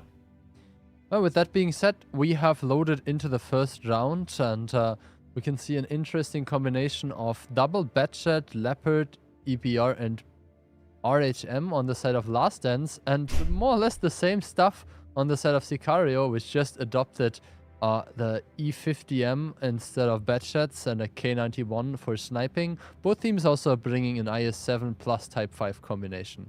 So what do you prefer? I prefer... I don't know, I prefer bits and pieces, you know. I like the 50Ms more than the Batchat, I like the Leopard more than the K91. It varies, but I think it's you know, it's not the equipment you have, it's what you do with it, really. So we'll need to see. It's an opener by Last Dance towards the field. They have the double bats in the back with the Leopard. EBR going aggressive through the middle. This is a high-risk maneuver, but Sicario's EBR is not making the same play. He's on the 1-2 line, and both teams going for that initial strike. Stone gets there about a millisecond before, but I don't think YOLO's going to let him take this. No, I mean, YOLO needs to first respot him, then potentially find like at least an HE decap. Maybe now, yeah, he got spotted, I think. But he has radio equipment, so he was only spotted for 1 second. He is gone, and Free Late will get the RT strike very likely. There was a shot coming from Mayo, but not enough, and the RHM actually took some damage for it as well. But did you notice that the Leo destroyed the truck? Because heat rounds can't go through the truck, so the Leopard from the red line has destroyed the truck, so the Batchats can shoot. Both of them shooting on Stone at the beginning. Not many connections here. This is really bad shooting, but finally starting to connect. Stone takes 1,000. He's trying to maneuver a little bit, show a bit more side, driver down. But these Batchats will not have enough to kill him. They don't have enough shells for this. I think they're reloading right now. You can see on the top right side, they have like 13 and 12 seconds left.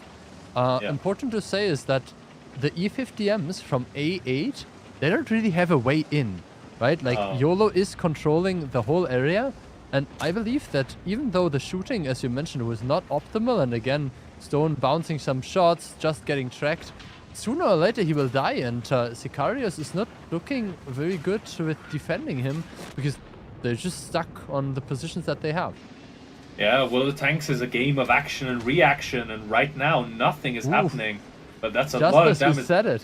Yeah, nice. Well, you know, cast a curse. But Mayo made a good peek, and he didn't get punished for it. A lot of damage taken, and he got the plane from it. So now Rely and Prototype are perma-spotted there, and they will probably go down for this. This is really a moment of overstaying your welcome. Miku spots out YOLO, so he might go down here. Both of them. They should trade 1-for-1 these EBRs, but it looks like Miku's taking minimal damage for this. Bonotype is trying to run. YOLO is alive, which is the important part, but Last Dance really overstaying their welcome. They got the IS-7, but there was no need for them to take this much. No, I mean, at least the one positive for them is that they will get at least one strike, maybe even two, if the IS-7 is able to get another one. Miku now pushing in. He is not the one that has to shoot, because the other lighting just provided them with a decap shot. YOLO there. It's a very dangerous situation, especially if he moves. So Miku is getting closer. Looks like for now he has missed him, but the shot comes in. Milo actually picks him up, and now Rishek and Adi in the E50Ms. They will have a good time against the IS-7, because there's not a lot of support. Yeah, you're going to see a bit of a difference in shooting between Batchats on range and E50Ms up close, but this was really Last Dance's game to lose. They kind of had this IS-7 locked, and they just threw it away really by missing a lot of shots and overstaying their welcome. They really got this IS-7 for free, and Sicarios really had no way back into this game until Mayo got the plane, but well played to them, and now you can see we're in the dying throes of this game. Humble, Kvik, and Love still alive, but no real positions to speak of, and all the cards in Sicarios' hands. Yeah. Important to say as well is that if a team like Sicarios, they have won a lot, comes in over eager, that might be something that you can use against them, but they just recovered very nicely from this initial aggression that didn't go in their favor, and then yeah, their counter push, you mentioned it, the double E50M, very good in terms of shooting on even short distance. It can snipe as well, but that was very easy going for them. It's the tank I have the most games in. The gun is just beautiful, but this was definitely, I mean, this game doesn't really tell us much. Like, we haven't watched these two teams before, so this game didn't really tell us anything big. It was very losable by Sicarios if they didn't get that good plane on the bat shots, and if Last Dance maybe penned a few more shots on that initial clip, it could have gone very differently. Sicarios would have been one IS-7 down and no positions really gained. So this game doesn't really tell us much about either team. I mean, we've predicted Sicarios to win. They're up 1-0, so here we are. Yeah, I mean, best of 9, obviously, the situation is a bit different when it comes to closing in towards the match point. The first point is nice, but it's not as essential, maybe. And yeah, looking at the damage numbers, we can see 2k and 1.6k from the bat shots, and I will quickly tell you their shooting. It's 11, 9, and 4 for Bnotype, and Relion shot 8, 7, 6, so a tiny bit better. He also ended up with a bit more damage. I mean, it's bat shots on range, and even though there is the Onslaught modifier, the gun is still bad. They're also shooting, there's like a little bump in the terrain, so it's kind of hard to hit the lower plate. I'm not saying they should hit every shot. I feel like they should have hit more than they did, however, but yeah, well, I mean... Adi and Rishek in the E50Ms did 25 out of 25 together. So 13-13 and 12-12. We are not counting the shots that they did to destroy the... Yeah, they blind shot. Yeah, as well, exactly. Like that. Yeah, but 50M is a lot more accurate, and a lot of those shots would have easier distance, right? Yeah, exactly. But you can kind of see Stone did 0 in that game. So there is a world where Last Dance win this quite easily. Maybe not win it, but they're a tank up. And if you're a tank up, if you play 6v7, you know. So I think Sicarios got a little bit lucky, but a lot of good play, I'd say. Yeah, for sure. With that being said, obviously that's just one round out of many. We are heading soon into the second round. Do you want to see something different from both of those teams, or you think the strategy was not necessarily the problem, it was more of a implementation or execution problem? I think it's a bit too early to tell. I think Sicarios opened too passively for my liking. I don't think there was any... They played E50Ms like they were leopards, like very far away. I mean, there's a world here where Stone dies and they have all their tanks on the red line doing nothing. And they just make a rotation and kind of cut them off. But I think it's a bit too early to tell what I want to see from either team. I think we're going to see a bit more aggressive play here. I think maybe these teams are kind of feeling themselves out for now.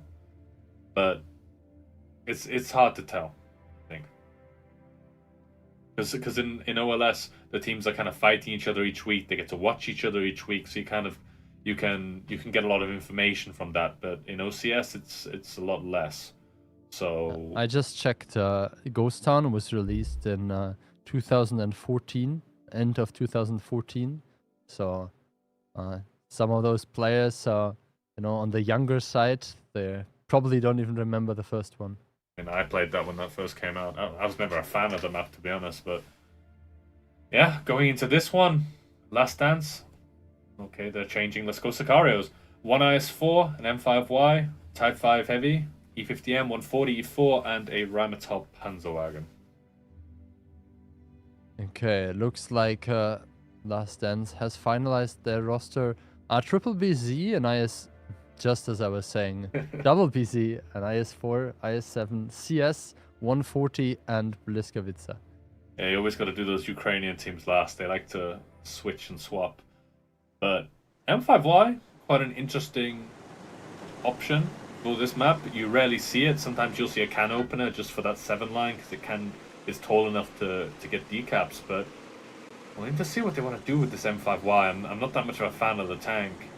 And there's not that many places you can play it reliably on this map. But Quick and YOLO, boosting the cap in the beginning.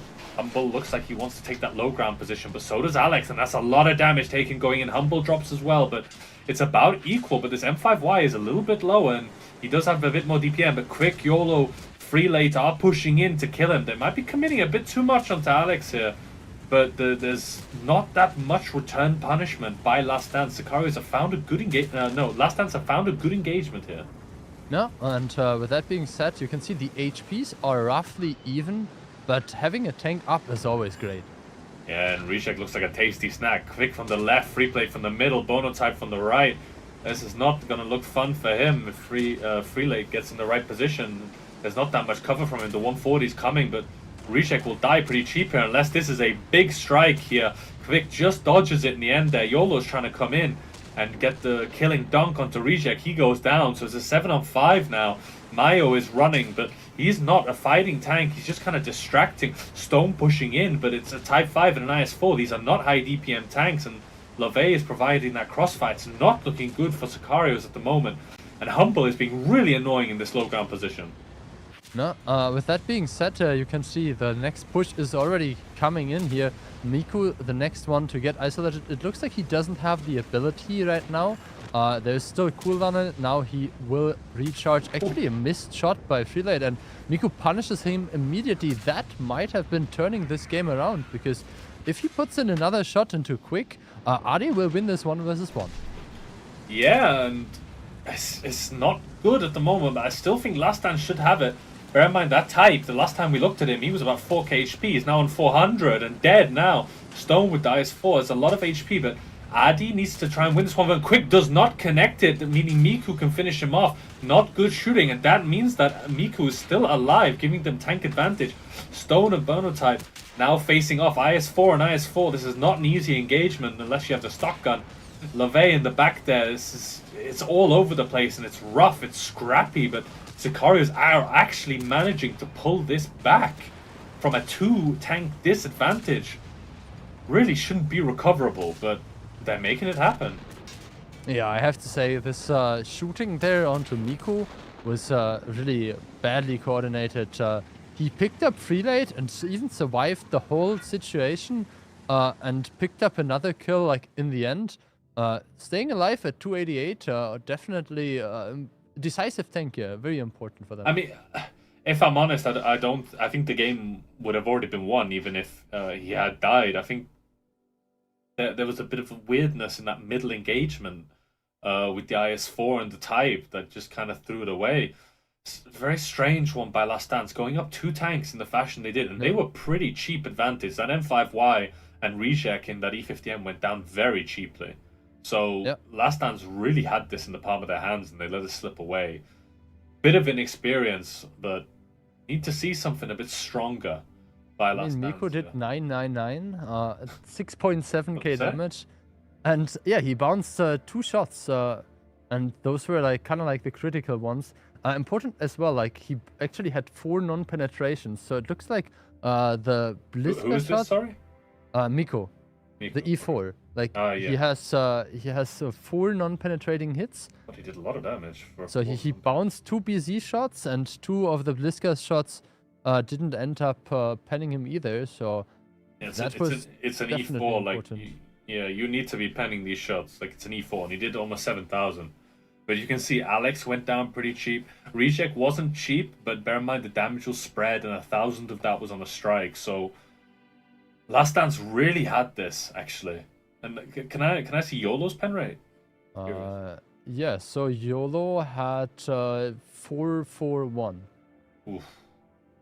So he did 450 with a strike and 1 shot of damage. Yeah, you got to do better than that. You can't be only penning 25% of your shots. I mean, same can be said for Alex. He also did 431. So yeah, but on Alex, the other hand, Alex fighting was close combat IS-4. against IS-4, yeah, that's Alex got jumped on by their whole team. Like Alex was not to blame here. He got jumped. So, but yeah, Last Dance showing some, I won't say inexperience issues. I'd say a bit of skill issues, to be honest. Maybe a bit of shakes, a bit of fear in their eyes, you know. But moving on to Pilsen, a map that I'd probably say that Sicarios will excel on, actually. I think these Polish teams have Pilsen on lockdown. It's a lot about coordination, timing, and decision-making on those coal piles. So I feel they've got some good potential here to go 4-0 up, actually. Which let's not get ahead of ourselves. No. Definitely not finished match. But you mentioned it. We saw even Hit and Run playing very well earlier on Pilsen. I think it was against Cashback. So the first out of the 3 Polish versus Ukrainian matches today. We had Mafia Weekend, Hit and Run versus Cashback, and now Last Dance.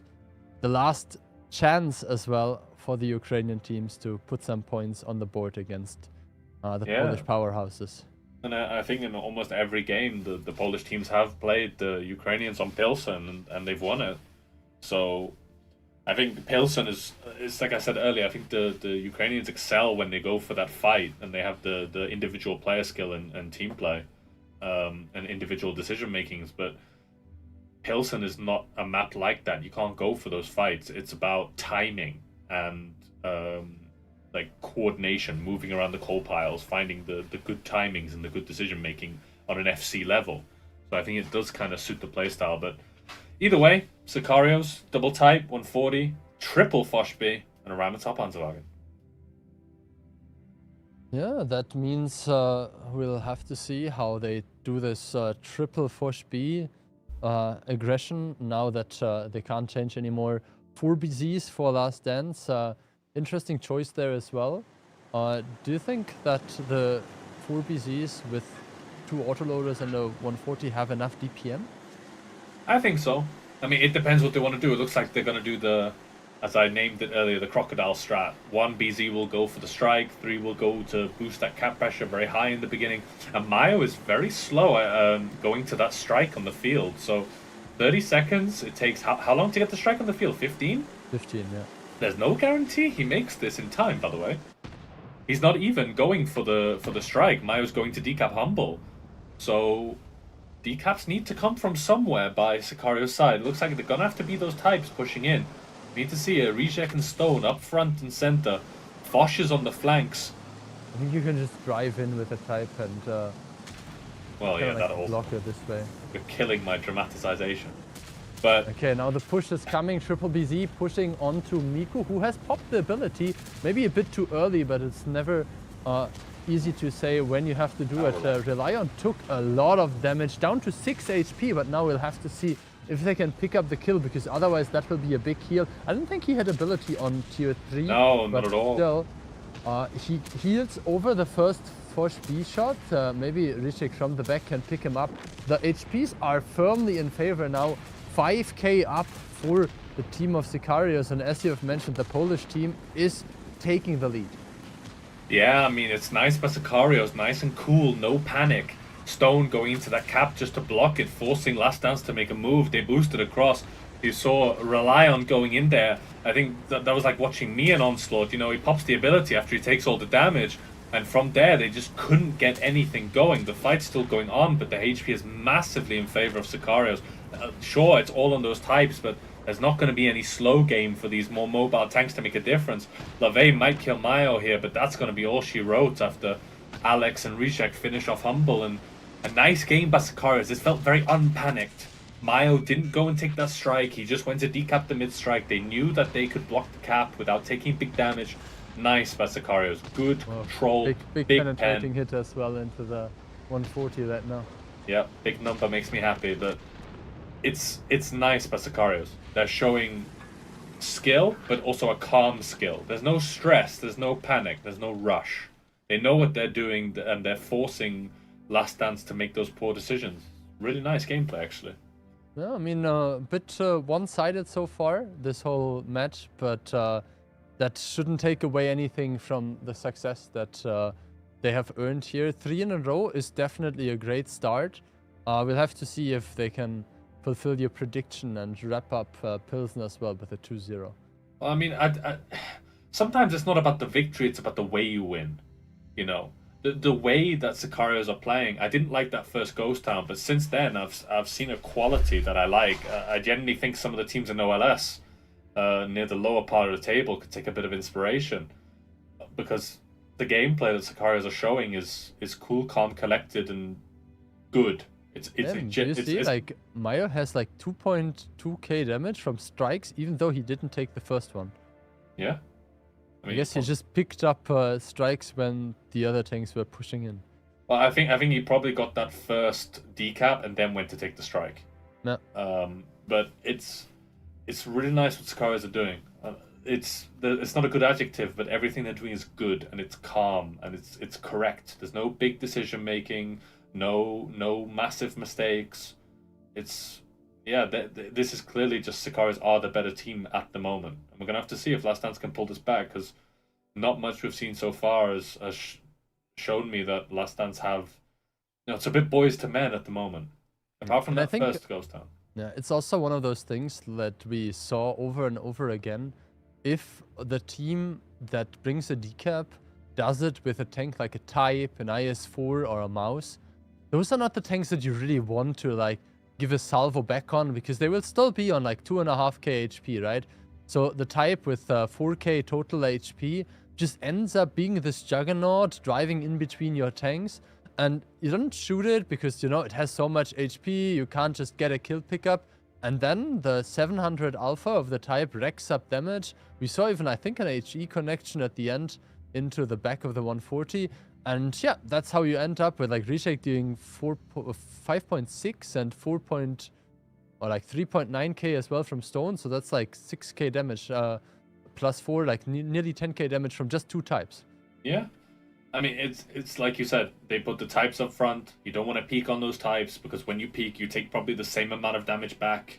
If you're doing that damage to an RHM or something, it's great. If you're doing it to a type, it's always a net negative. So they're kind of forced to boost across into the Foch, and their own Foch drove in front of them without ability. He took about 2k, so he doesn't heal that back. Yeah, I checked. He had 500 healing because... No, I watched it. You were talking. I was going to say something, but you were talking, and I watched him pop the ability when he was on about 500 HP. I just kind of like facepalmed in real life. Nah. But yeah, Miko healed 700, and those HPs definitely enabled him to basically put in the full first clip. Yeah. Either way, while Last Dance is still changing, we have 5 BZs for Sicarios. combined with the 140 and Bliska. You remember when you said you can't really push on Pilsen? I think those guys want to prove you wrong. I'm sure this is a defensive strategy with BZs. But Last Dance, 1 BZ, an IS-7, Type 5, Hurricane, a 430U Foshby, and a Rheinmetall Panzerwagen. Looks like Last Dance want to play a much more controlled game. Sicarios, a much more aggressive game, but... Good plane, 4 tanks spotted. Yeah, but 2 of those BZs aren't spotted, which is the very important one. So they know there's going to be an aggressive play on this side, but I don't think it's going to be from everything. Not a fan of this by Sicarios. It looks like they want to kind of collapse on someone in the middle, but nobody's going, so it kind of means they're not really pushing into anything. Triple cap pressure applied, BZ on the left, 140 rotating over as well. So they're all going in for this all-out cap play, but it's very difficult to pull off. Strike being taken by the Hurricane on the other side, decap coming in on the mid-strike, even though they had 1 shielding. So no middle strike for Sicarios at the moment. They're taking it now, but I need to see if that one gets interrupted. Yeah, Lovey is able to pick up the strike. That will give them at least 1 decap. Obviously, with the plane, they have the info, and that's easy damage. And I mean, sure, you don't want to strike BZs because of their healing, because of their HP, but if you can hit 3 of them at the same time, that's pretty amazing. But you see what happens here. They're going to just put Humble into the cap, and these 3 BZs in the cap, they're not facing Humble, so they're not going to push him. These BZs are facing forward, but there's nothing forward there to pounce on. That 430U is too far away. Same with the Foch B. Info tower coming in for the Rheinmetall Panzerwagen now. The IS-7 is going to take this strike. Small strike coming in. This is not happening for Sicarios. A decision needs to be made. A trigger needs to be pulled, and here it is, but Bono type, rely on, they're so far away. They're going to take damage from the double type on the type and the BZ on the crossing. Bono type's even running. I'm not sure if he's on time for that, but it's still a good decision. Rely on is going to make the clip here. He needs to activate that ability this time, but still, this is just not it by Sicarios right now. 5k down. Alex gets deleted on the crossing. Bono type in crossfire. Rely might go down, but that's going to be all she wrote. And this is just not looking great for Sicarios right now. Yeah, and this time as well, you mentioned it. Better healing for Relion. Obviously, a great strike as well being placed there, hitting 4 of the blue tanks again. So, good strike usement, and now Last Dance with 6 tanks in the game should be able to clean up this round. They have an HP advantage.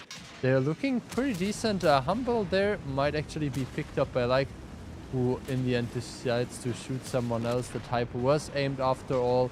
9 to 5k HP, and Adi taking another shot, dropping to a potential 1-shot as well against the types, and there is 5 times BZ stretch, who's not to my liking.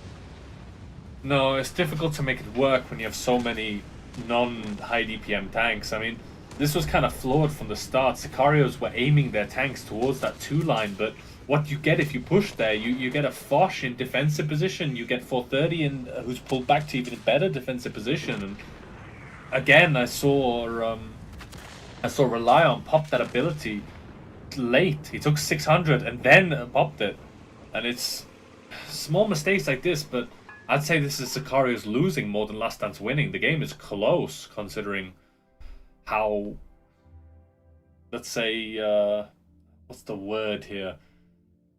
How not good Sicarios strat was. I too am an English teacher. Yeah, I mean, in the end, it was mostly, in my opinion, Sicarios making it easy than Last Dance doing anything like extraordinary, but sometimes you don't have to do that, right? Sometimes you just do what you had planned. They took the strike, they provided the decaps, they set up for a potential repush into the cap, and then they just had their defensive positions and waited until the BZs that basically ended up getting striked multiple times on 3 tanks at the same time had to move out of the cap. I mean, the thing is, it would have been much better if they had boosted onto the Type 5 side. Sure, you're boosting into Type 5s, which is not good, but you have your 2 BZs in the middle, and they're just going to die if you leave them. They tried to take the strike, one of them tried to shield the other, they both got decapped. They had CS, which gave them small strike, they got the strike in the middle, the strike on the field. Everything that could have gone wrong for Sicarios went wrong, but I'd still say the strat was fundamentally flawed. And you can kind of see it in the damage. I mean, all of the BZs got good damage, except Alex. I think he exploded on the crossing. Nah, he only fired once, so he didn't even get to play the game, basically. Yeah, Reliant made a full clip, which is good. Just needs to learn to pop that ability a bit earlier. Bonotype also, I expected him to get out a bit more than that actually in a 430U in that good position, but No, he shot 14, 9, and 7, so I guess he might have missed one, but like bouncing with the 430U on like moving targets, it happens. Yeah, heat against BZ sides, like the things can happen, but I mean it's nice. Lave with I wanted to check the strike damage, but too late now. But still, yeah, Lave had 2.3k. Yeah, it was a lot because he got one big strike and multiple small strikes, but that game was closer than it should have been. And if a win that is a convincing win is closer than it should be, it tells you a lot about the team that wins it.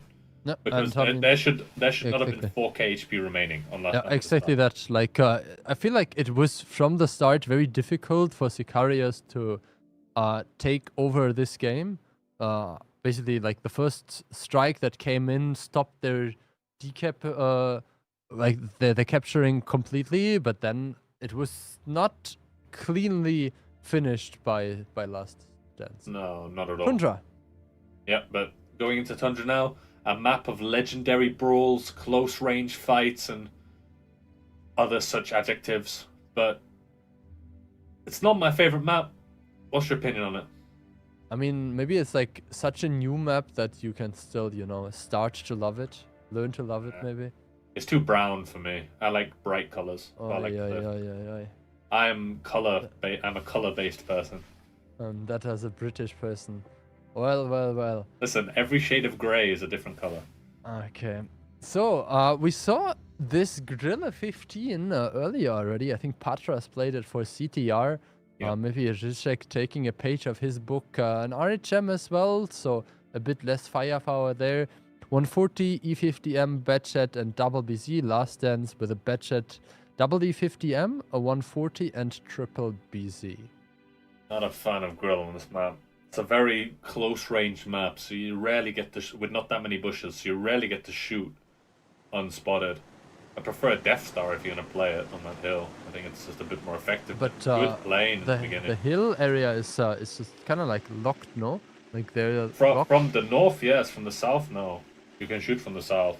But good plane in the beginning. 6 tanks of Last down spotted, which is gonna play into Sicarios' hands because they've got that info and the Gorilla's going to be able to support. Big shot. The Gorilla just did 1k into the 140. Yeah, not sure if you saw it.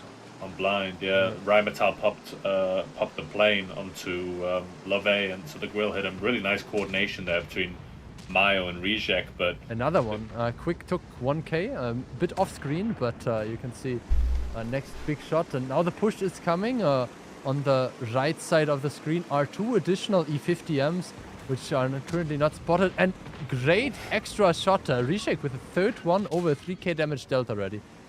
Yeah, this is really just, you know, in English we call this charge of the light brigade gameplay. You're crossing an open field and just getting mowed down. It's just not happening. Even another one, like even if he wasn't delivering these 1Ks every 15 seconds, it's just not the play. There's so much open ground to cover. The 140 now getting pushed by the Bat and the Rheinmetall. And this northern engagement, there's just no real way in. You're pushing in. Yes, Stone goes down. That forces Addy and Like forward into crossfire, which could genuinely make a difference here, actually. Lave goes down. Rely is now trying to push Like so he can't get any more shots into YOLO. And maybe there's some potential here, actually. Rizek now is forced to leave. Miku's in a pretty good position. Free Play needs to try and pick up Mayo. If Mayo goes down here, or if Free Play can live, there is some potential here. Yeah, I mean, they have the advantage in terms of tank. And HP, they have recovered the HP. They were down a lot. Now with good shots there into the Batchets as well. This looks much more winnable now. Now it's basically won, especially with the light tank going down. This end game by Sicarios just wasn't it. So much initial advantage with those grill shots. Just not happening. Last Dance made a really nice play, pushing onto Stone in that BC and then going behind the 140 E50M combo in the corner, meaning that they have to push forward into crossfire.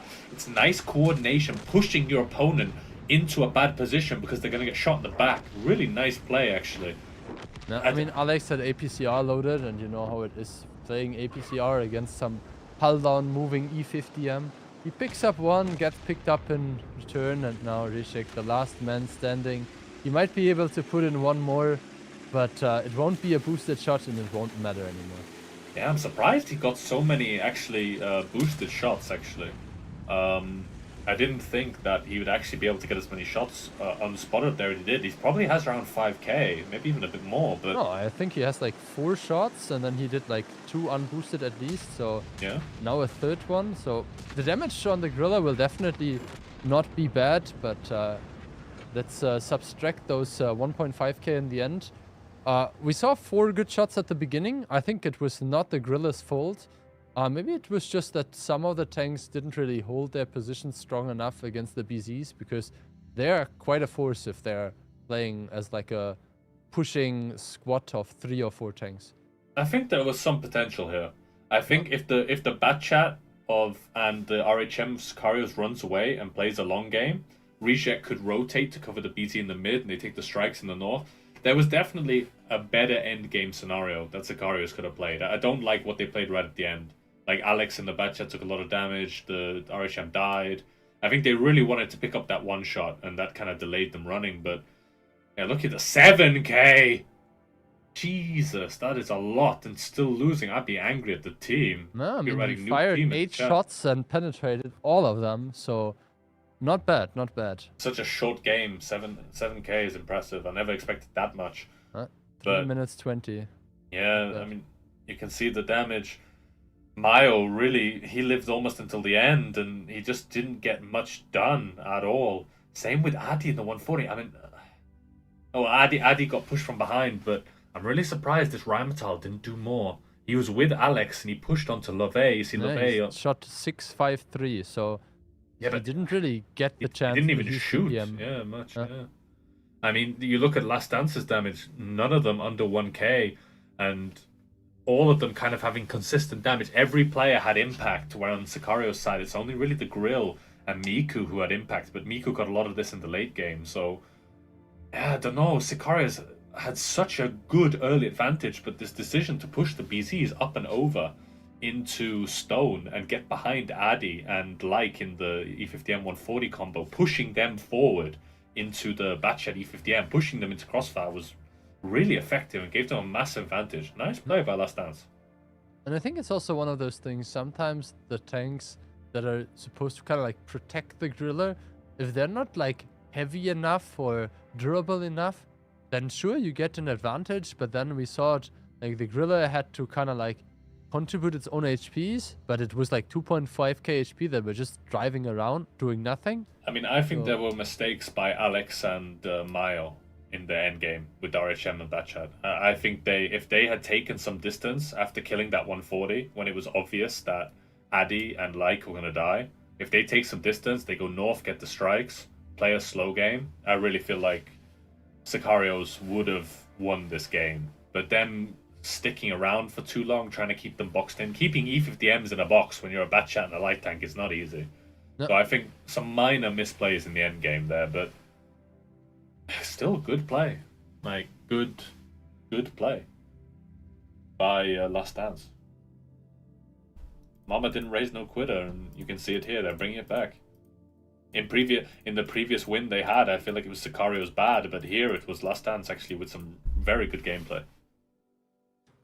Looks like Mayo wants to have also a guerrilla game. Apparently he's not allowed to.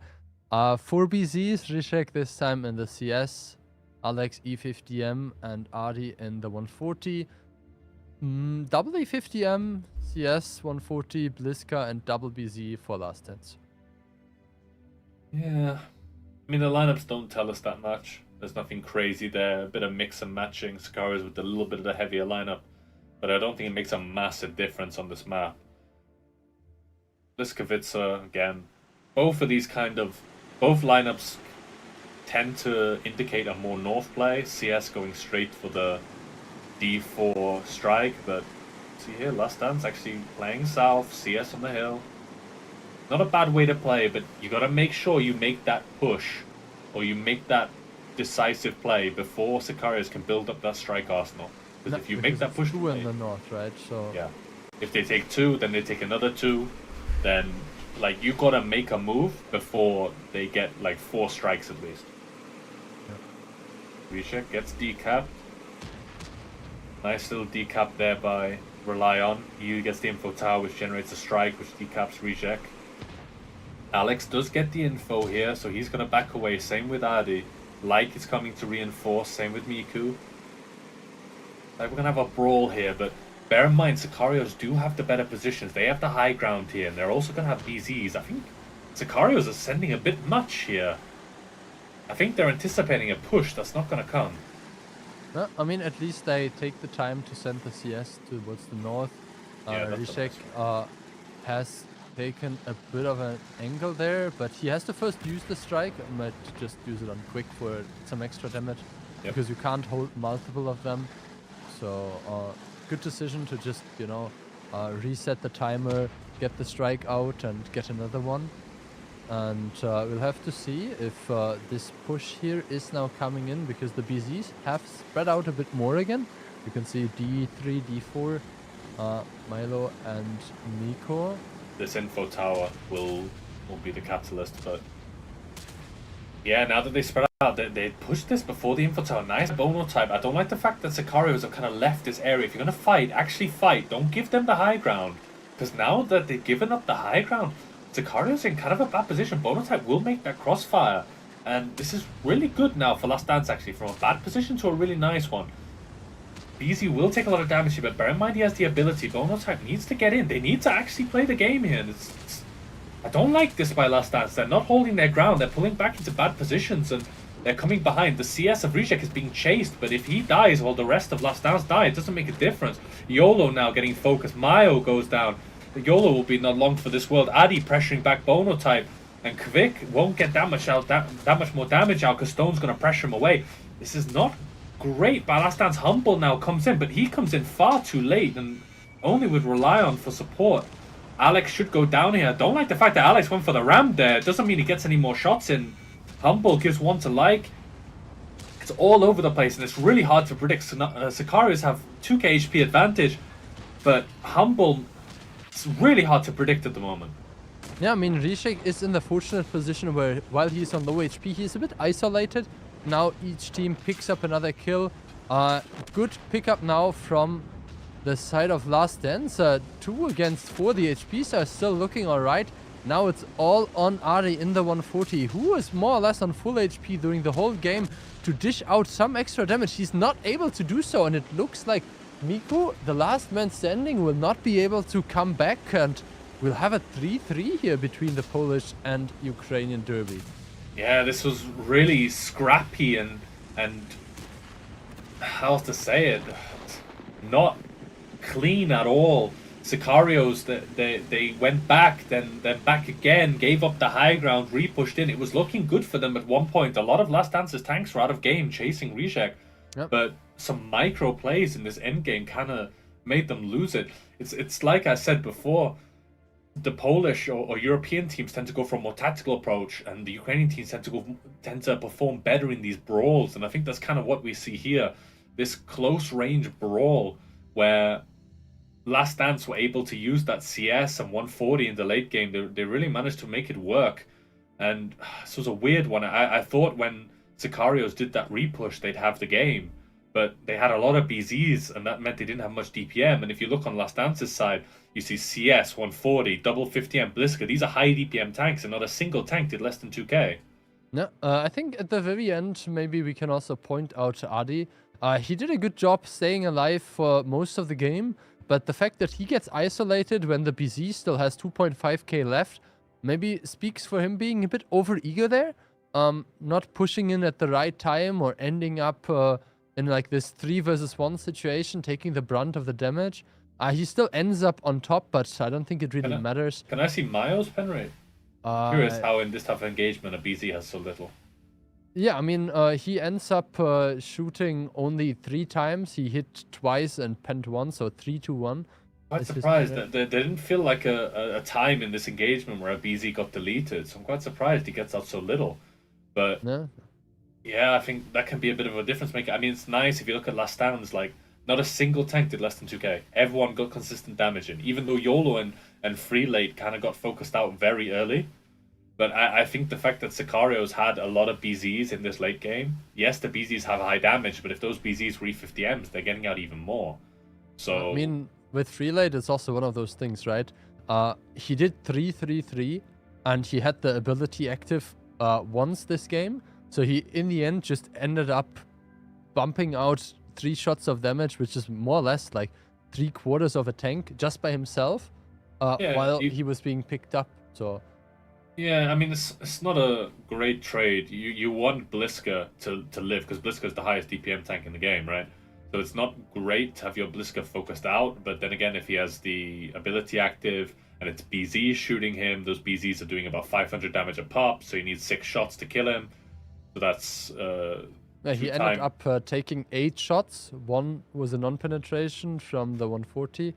But yeah, like 7 shots made him. Like BZ has so little DPM. If that DPM is getting reduced even further by Bliska's ability, it's like, I think that type of stuff does make a difference. No, for sure.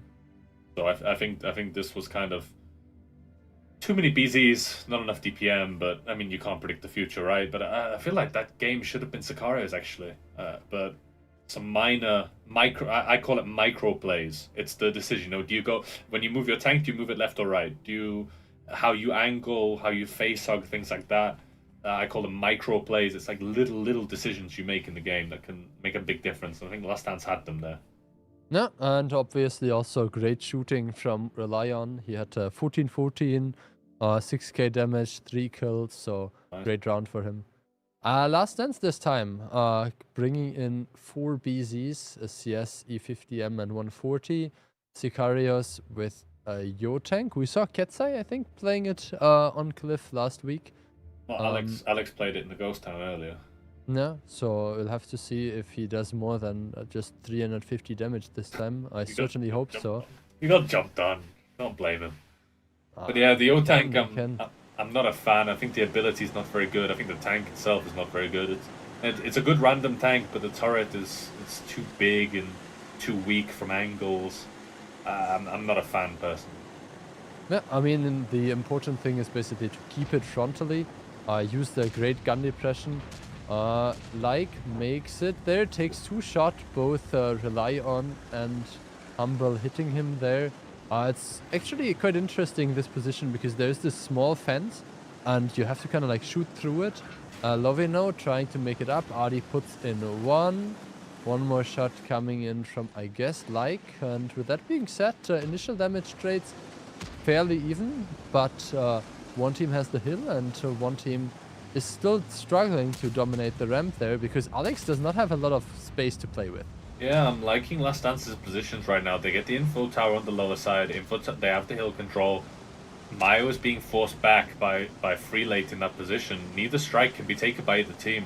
I think the longer this game goes on for, the more Last Dance are going to have an advantage. You can see here, Bonatype, this Yo tank can't do anything because of his position. And Mayo has to peek him from the side, but there's some destructible objects in the cap that kind of shield him. Plus Humble can shoot him, Vic can shoot him if he peeks on Bonatype. Sicarios don't really have a way into this game. Adi is useless. The E50M on lower side is just locking another E50M.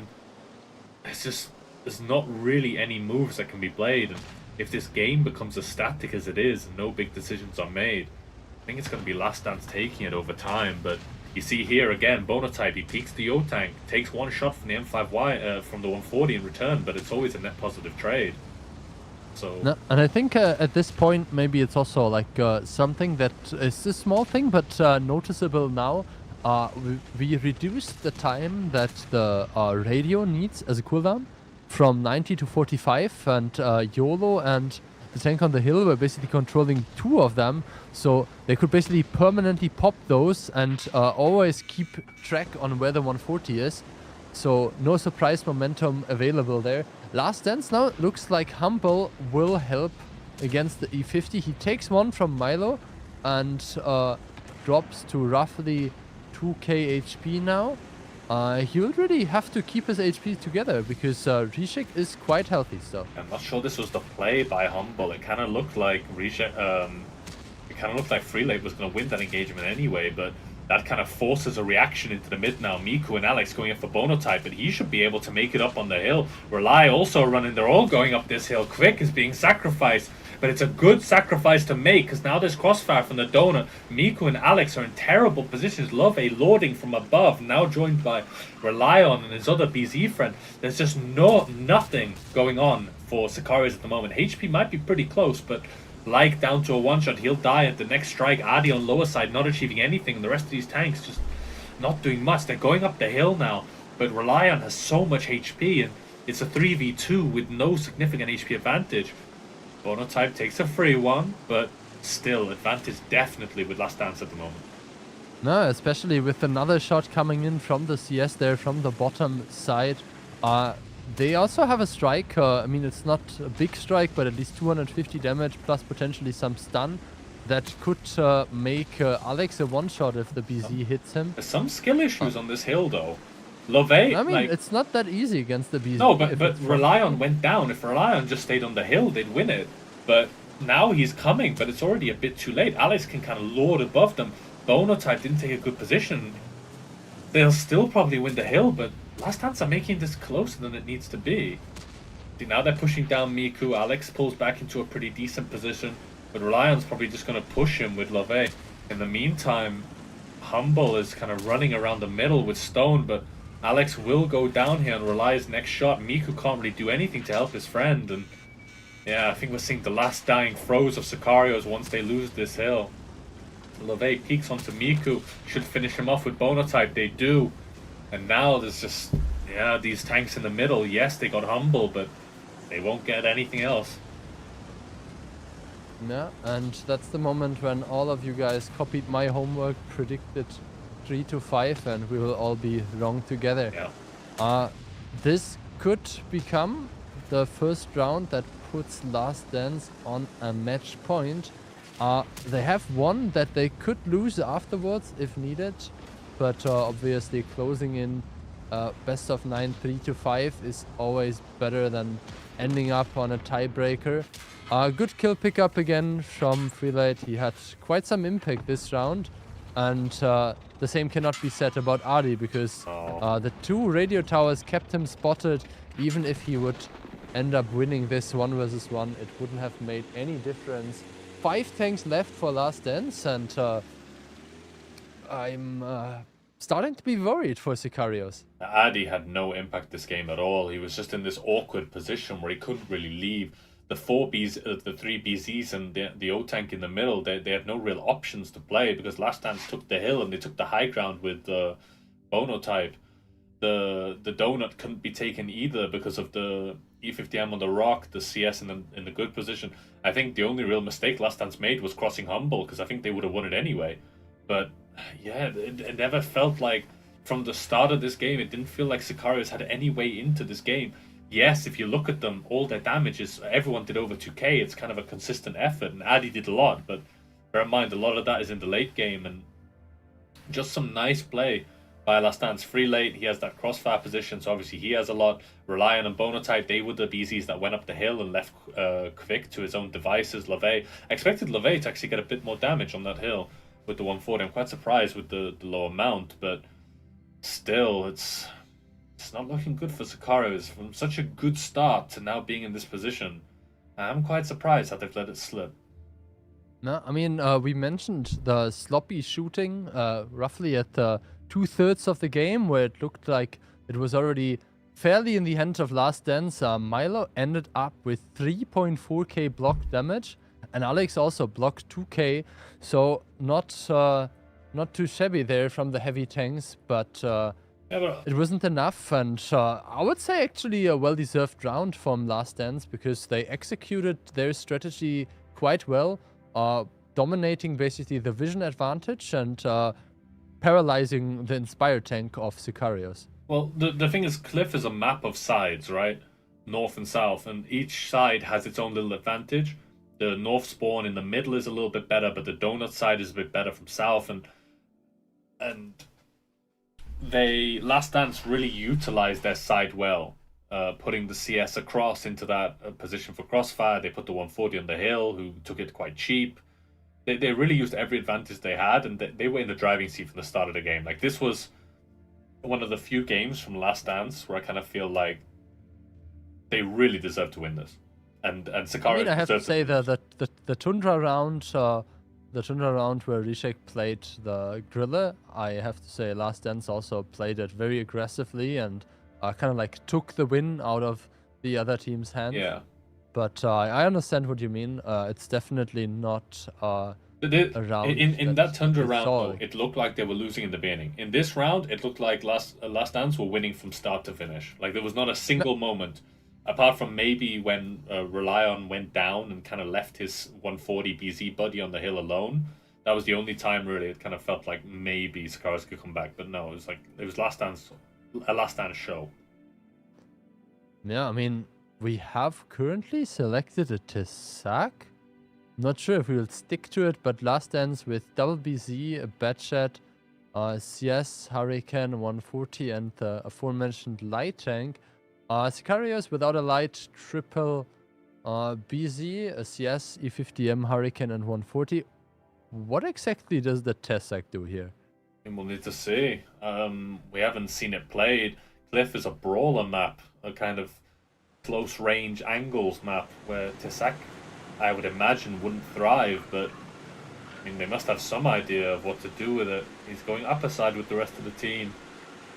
He has loaded an HE clip. Do you think he will just drive in the middle and try to shoot the back of a CS? Perhaps. I don't know the pen of that tank, but he is spotted doing this. And that kind of... Oh, Rishek doesn't react in time. Not that much damage taken, though. That could have been a lot worse. Like, it's a BZ shot, basically. No, I mean, he did... I don't know. He has like 28 or something damage on 50 pen, I think. So he, in theory, can pen him. We'll see later if that was very successful. But the BZ is not getting stopped. Love puts in one shot, but the BZ is now up. We can see that tactical radar was used as well. So information gain has been established. Now we'll have to see if the BZ can kind of like fight out against the CS, or if they get some help from the bottom side. Yeah, I'm not a fan of what Sicarios is doing. They have all the advantage. They should get more tanks on this hill. It looks like they are doing it now, but I mean, this Tessak pick, it was a bit of a fun one, but now what? What does Tessak do from here? The hill has been reinforced on Last Dance's side with Relion, but 2 BZs going up now. They're going to need to be forced down. This is not looking good for Bonotype and Relion, and there's no sniping tank on A5 to cover. This Tessak, he's gone around the hill, now he's gone back. It feels like they don't know what to do with the tank. Both shots. Yeah, but a very important thing is as well, it's like the Like and the other medium tank, they have still shots, right? Like you see Quick ended up there with 1.3k HP, takes a strike as well. They will pick up the CS, and I think Quick is just next. Yeah, but even with all this damage being taken, it's not clean at all on this hill by Sicarios, but they're still going to win it. Quick is on 700, that's 2 shots, unless the CS gives a small strike, and they're in the low ground, bear that in mind. Sure, this Tessak, it looks a bit scary when you see the lasers, but it's minimal damage. Small strike coming in, Quick heals above the threshold, plus dodges it, which is nice. But right now, there's just no positions at the moment. Alex, making a peek from the donut, takes a lot of damage from lower side as well, down to 1600. Looks like they want to make a mid play here onto this CS. Reject coming in, but Miku boosting now. Gonna try and take out Quick. Mayo takes out Relion. You can see here, going behind Like, not that much damage taken though. But still, Like will go down, but after that, hill control. We see on the lower side, the little screen, Addy will pick up Humble as well. And it looks like Sicarios are going to take this one to tiebreaker. No, Love is the next one to fall, and frontally with a Tessak against the E50M, you don't have a lot of fun. Gets pushed, gets bullied, and Alex secures the kill. 7-0? This Tessak strat did not look like it had any chance of succeeding. When I make strats for 15v15, and I show them to people in my team, they will say, oh, what happens if the enemy does this? What happens if the enemy does this? And I say, oh, what happens if the enemy goes to the moon? Like, you can't make a strat that counters everything. This was the opposite of that. This was take a Tessak, make him do initial clip, and then after that, I have no idea, let's figure it out. He went to do that first clip, and then what? He went around the hill, he went back, they lost the game. There was just nothing I don't know. This felt like, let's add a Tessak for a bit of flavor, and then that was it. I mean, he did like 1.2k or something in the end. That means he had like 1,000 extra damage. I'm not very confident in this Tessak pick. No, I mean, I don't see the point in it. I feel like Reliant should get a bit more damage on the hill as well, by the way. He made it up the hill almost full health, and he only did 600. But no, I mean, there's one player that I have been seeing performing quite well across the board, free late there, from... yeah, but he's often playing build. the 140, and I think he's often the one who dies last. So, No. I mean, sure, but it doesn't make a difference if your team's losing. Like, this... Sicario picked Ensk north side. They have the tiebreaker advantage. I don't think it makes a massive difference, but this was just a strange one by Last Dance. You know, you're one game away from glory, and you decide to pick a Tessak with no plan. It felt like a very strange one. And this Tessak really didn't get anything out of this. He did his first clip, did about 700, and then after that he felt completely pointless. And Last Dance had no map control. They had no hill control. They went around the hill, but they didn't push around the hill. They had nothing on lower side to cover the donut. There was just... It felt like there was no plan here. I don't know. I have to say, like, if you want to really play around this, like, it's not a tank that I would usually suggest, but can't you just pick a TVP? Like, if this is really what you want to do, I'm not saying this is the way to go, but like the TVP does 3 shots of damage, maybe 4. Like, it's not like the Tessak can do more into the back of the... Yeah, but with Tessak you get a plane out of it as well, which is a bit fun. Like, I mean, it's not good, but it's still something. I mean, I just think this is... It's a niche idea that we will never see ever again. Look at it that way. Yeah. And I think... I don't know. I just didn't like it. No, neither did I. I mean, in that first Cliff, like I said, Cliff is a map of 2 sides, right? North and South. South has a better donut, but North has a better mid. And they just didn't utilize that. You want to take away your enemy's advantage. That's what you want to do on the Cliff. You want to take away the good donut control if you're playing from North. You want to kind of make the mid pointless if you're playing from South. And I don't feel like Last Dance utilized the map here at all. They went to the mid, they tried to take the hill, they didn't have enough on the hill. They can't get more on the hill because they get sniped on the donut, and then they tried to play around the hill, but nothing happened, and it wasn't good at all. It really wasn't. Okay, now we have one more round.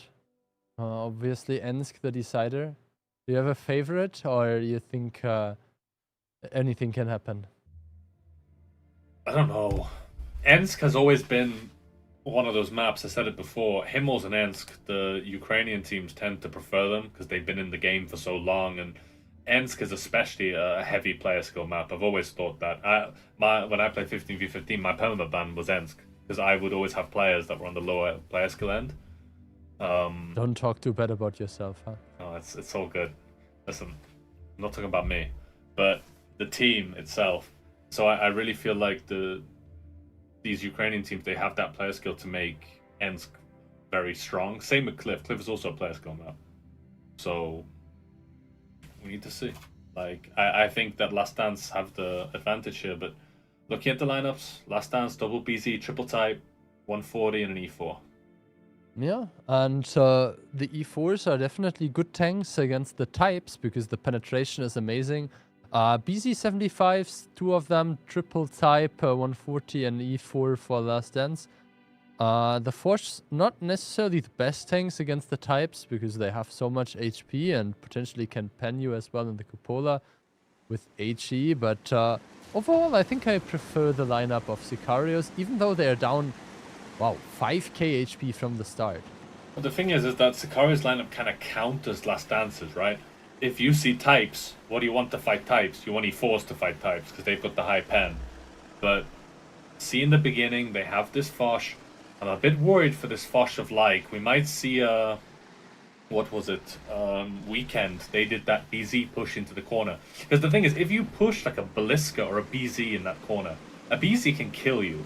You don't know how many shots a BZ will get out. A Fosh, you know exactly how many shots he'll get out. He'll get out 6, 2,400 damage, and you can survive that. So I think players psychologically are a lot less scared when they see a Fosh in that corner, as opposed to a single shooter tank, but Yeah, we can see the type troll spotted. They're going to make this play, but we need to see if these E4s can hit their shots. Because it looks like they're going to take the E4 shots, and then the BZs are going to push the corner. Yeah, and I mean, take a look at the damage coming onto the Foch. There's not enough. It's just 2 BZs. They didn't destroy the buildings. Obviously, there was very little time for that.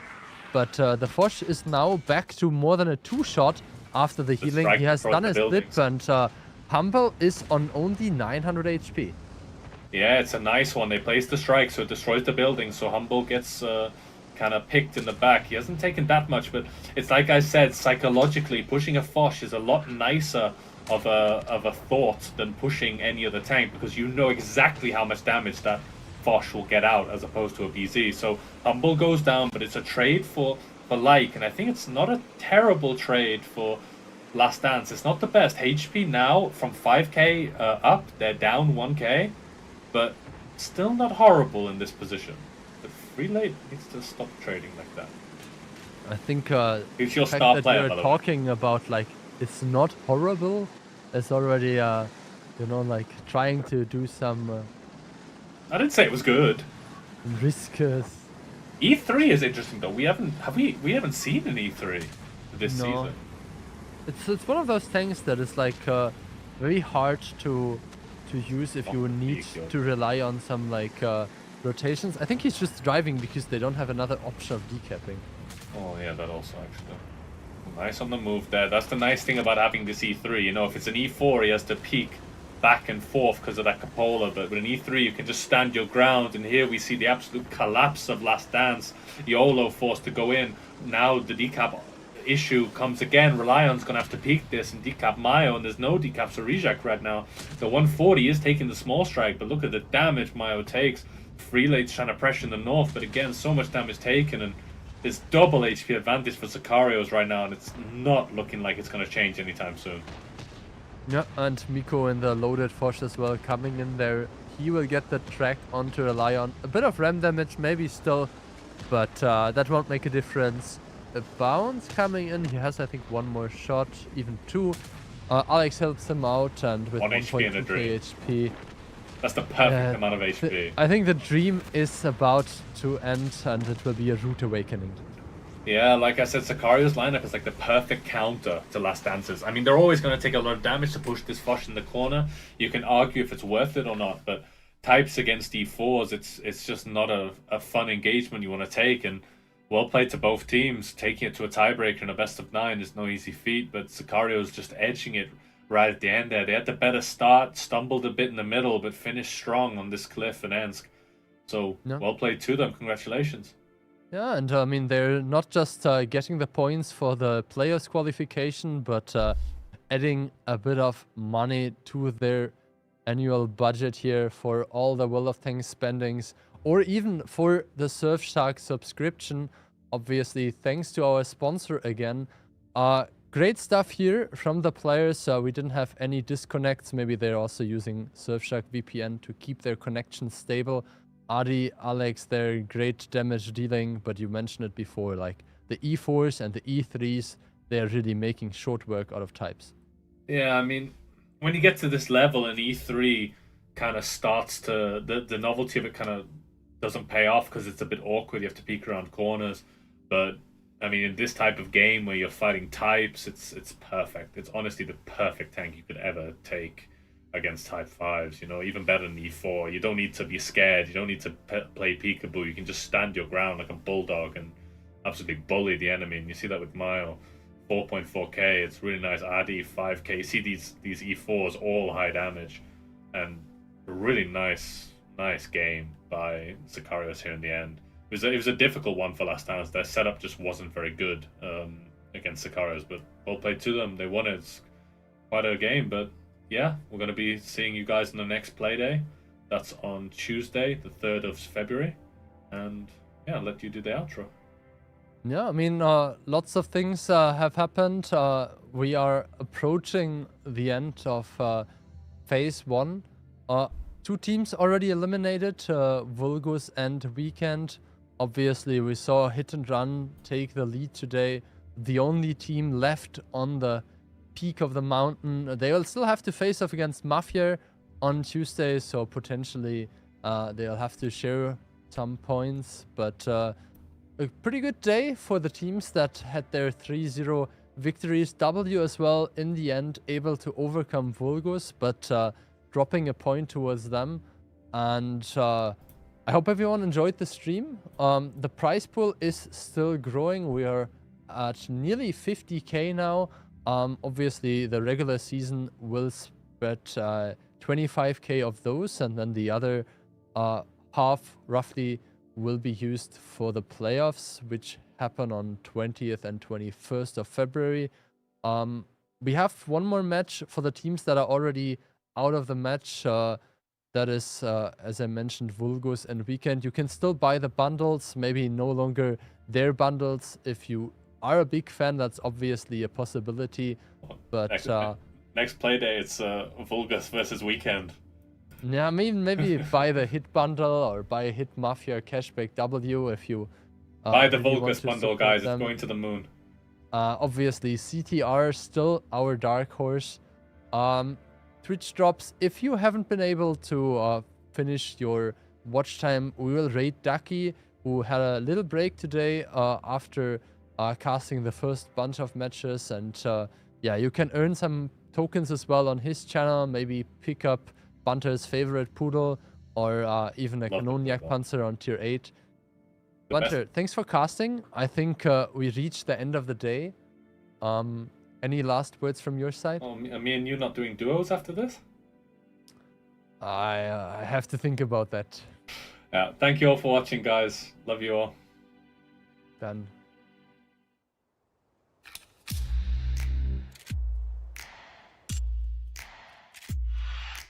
Gifts, they're for dreamers. Deals, take the shot.